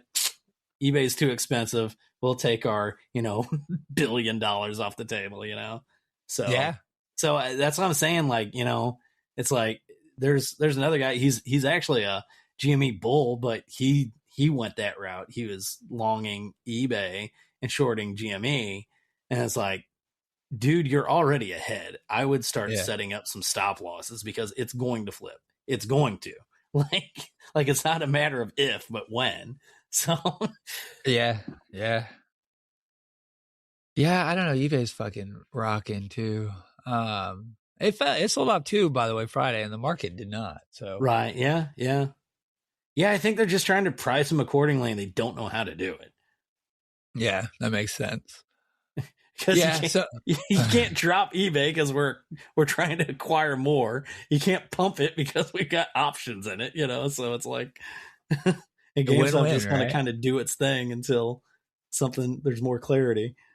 Yeah. So okay, do you got maybe a prediction for next week? How do you think we're gonna do, dude? 4 trading days. Yeah, I know it's only 4 trading days, but I think we see upside. I do. I think maybe, like you said, we might get a big red candle. It opened on Tuesday, and then I think we just we start moving back up. That's what I think. I mean, obviously I could be wrong, but that's what I'm thinking. How do we do on Max Payne? Let's see. We're below it by like $1 almost. Is it under options? There it is. Oh, what the fuck? All right. Let's go to all. Fuck you, GME 1. That option changed. Yeah, that makes it rough to try to. So last week was 2250. Yeah, we got beat. What was the crazy one that just was down there? June 18th, but it's come up to like 2250 or something now. Yeah, that's a lot of. Oh, don't you want to play that game? What is this? I don't know, bro. Only 2 moves. Yeah, that's weird. All right, I'm trying to figure out how to win it. Anyway, sorry. 2150 is what it's at now. Okay, 286,000 out the money calls. Right. Who knows what they are though? Right. 23,000 in the money. That's pretty good. GME 1 is the old option chain, right? Like that's the one with they'll still have warrants in there. Mm-hmm. Yeah, that's a big. Are you clicking on that? No, I'm not. I'm just looking at the option chain. God, look at 241,000 out the money calls. Just yeah. It's gonna be a big OPEX. Hopefully we get moving before that. Puts. Yeah, I don't know. So what we did good on Monday and we finished the week before that. Seems like we do the opposite of what we should do on the days. Like, so if we beat Max Payne, we seem to eat shit on Monday morning. And if we get beat by Max Payne, we seem to do pretty well Monday. So maybe we do good. Or sorry, Tuesday now, right? Yeah, I don't know. I feel like what I want is maybe fill this gap at 21.39 immediately. Right. And then just we could do that in the first like 5 minutes at open. Yeah, like that's not even a thing for us. That would be a very nice double bottom. And I feel pretty good about that. Any of these double bottoms would be a good thing, but I don't know. We could still keep going up. I don't know, man. It's fucking May. I'm just trying. I don't even really know. Like the chart has given us no indication volume wise or anything. It just looks like weak, I'm just sticking with my overall thesis. Anything under $23 is an excellent buy. So you're in awesome territory to just buy up shares now. Yeah, like I know you're going to get people out there telling you it's going to 17 and 15 and 10 and everything else, but I really don't believe it. Like historically $20 is amazing support for our stock. So Yeah, for 2 years that now. information you need to. Yeah. So okay. Let's see. Anything else on the chart? I don't know. Do you got a prediction of a high next week? It's kind of fun to do. Oh, high next week. Yeah, we're at 21.96. Let's go 25. That's a good high. I mean that we're only talking 4 days. So yeah, that'd be a good turnaround. Yeah, I'd make some money on a move to 25 for sure. Let's see. 14% move up. Yeah. I mean, for May, that's not even a crazy move, you're right. really. No, I mean, that was back in last May. It was at this exact week last May. Let me see. We did 25%. So in the realm of possibility for sure. All right. I'm gonna go under by 1 cent, $24.99. There you go. Yeah, because you never want to close above. Oh, that's strike, right? Yeah. I don't know though. Yeah, 25 is such an enemy, but honestly, I don't know. I need some volume before I even start like thinking the move up is happening. But it just could happen so quickly. Kitty watch tomorrow night, by the way. I don't know. Oh yeah. It is a holiday too. Yeah, exactly. He does like his holidays. He does. So. Yeah. All right. Anything else on the chart I got? I mean, fucking call selling like crazy. Still, it's annoying. Yeah. Let's see if I can get to it real quick. I'll show I mean, here's the thing though. Institutions are loading up, so that's definitely an indicator. There's no doubt about that. Yeah, they started buying again too. Right. When you got like BlackRock buying GameStop, like up in their position, it's a pretty good indicator. Yeah. All right, so let me get on this tab just to show everyone what options look like for the week. I made a post about it, but it's fucking terrible. Call selling green, just negative net call premium since the month of May began. It's just been fucking brutal. So yeah.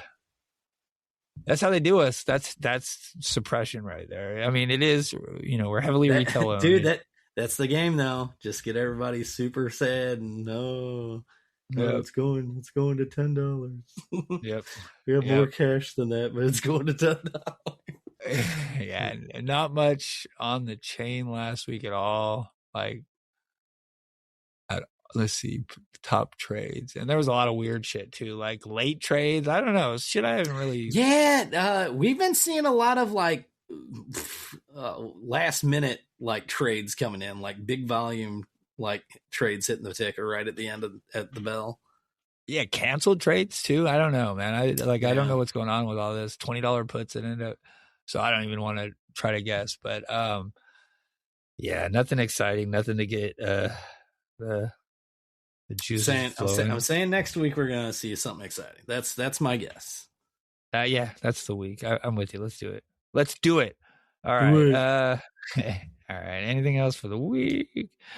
Nope. I did all my updates. All right. Tinfoil, we covered already. Do you have any tinfoil? No, not really.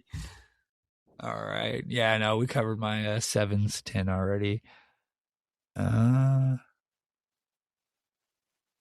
trying to RC emoji timeline. I talked about that, right? Yeah, we did the timeline. Yeah, all right. So I don't know. That's my tinfoil is that RC wants Kitty back to run the price. So the eBay deal will just fucking be super simple. Yeah. Yeah. So, but he'd have to. I'm with you though. I think RC's kind of expecting that, and I mean, Keith would certainly assume that they would try to do the offering off of pumping it because it only makes sense because they're trying to acquire eBay, Yeah, and he did it twice. Right. Right. But I mean, there's no way he could be mad about that, knowing where we're at versus where we were in 24. Like, yeah. Of the two, the first one he definitely, because like RC waited Mhm. So in May, we topped at 80 on like Tuesday in pre-market for no reason. I know you know this, but, and then we fucking ate shit for 3 days and then he announced the offering. Yeah. At like that third $35. offering, though, that's the Yeah. one that even got you and I, and we're like, oh, man. The June one was rough. Yeah, And then yes. that fucking June one, bro. Yeah. So I don't know. I don't know. Yeah. I don't even want to think about an offering in June. I feel like we're done with those for now. No, not unless we see some real price appreciation. Yeah. Okay. Yeah. And it would fuck us up pretty badly. So that would be one way to get us to 17 if you busted some shit out right now. Yeah, I do not see it. I just do not see it. But even in September 2024, we got up to what? $25, and they did that fucking offering for 20 million. We still held 20. Well, wait. We kind of fell below it for a minute, but that was it. Yeah. Got right back to it. So, okay. Show updates. I don't know. You guys are listening to me us live on YouTube right now. So the kind of workflow of the show is we do the show here. And then I edit it over the next few days, and I'll try to get it, since it's Sunday instead of Monday, I might be able to get the show out by Tuesday. Or Wednesday. It's been super easy for me, the editing part. It's the exporting and getting the show as a video format into the RSS feeds correctly. It's been a huge pain in the ass. Each export of the show takes like 30 minutes, and then I'd fuck it up and not know where, and have to when you're talking video files versus audio files, the file size alone. Yeah. So yeah, I moved hosts from Podbean to Riverside, which is where we are now. So we record in Riverside, and we host out of Riverside too. So, but I don't edit. I edit in Adobe and then upload it again. It should be sending the video podcast out to Spotify, Apple, and YouTube. Cool. But it didn't. It did not. It did not. It sent out the video to YouTube. It sent out the audio to YouTube. So now there's, sorry guys on YouTube, but there's like 3 different versions of every episode right now. So I got to get that figured out. There's an audio only version. There's an edited video version that will show up as a video. And then there's the live version. So I got to get some naming scheme together there, so people know what they're watching. But I like it because, you can catch the content after if you want to know what's going on, you can go watch the live, and I'll usually post around that. Yeah, what else? I don't know. I guess that's pretty much it. I keep scrolling way up on my notes here. Yeah, follow us on YouTube. There's a Ko-Fi out there. I'll link it at the very bottom if you want to support the show, be a show booster. There is a spot for you.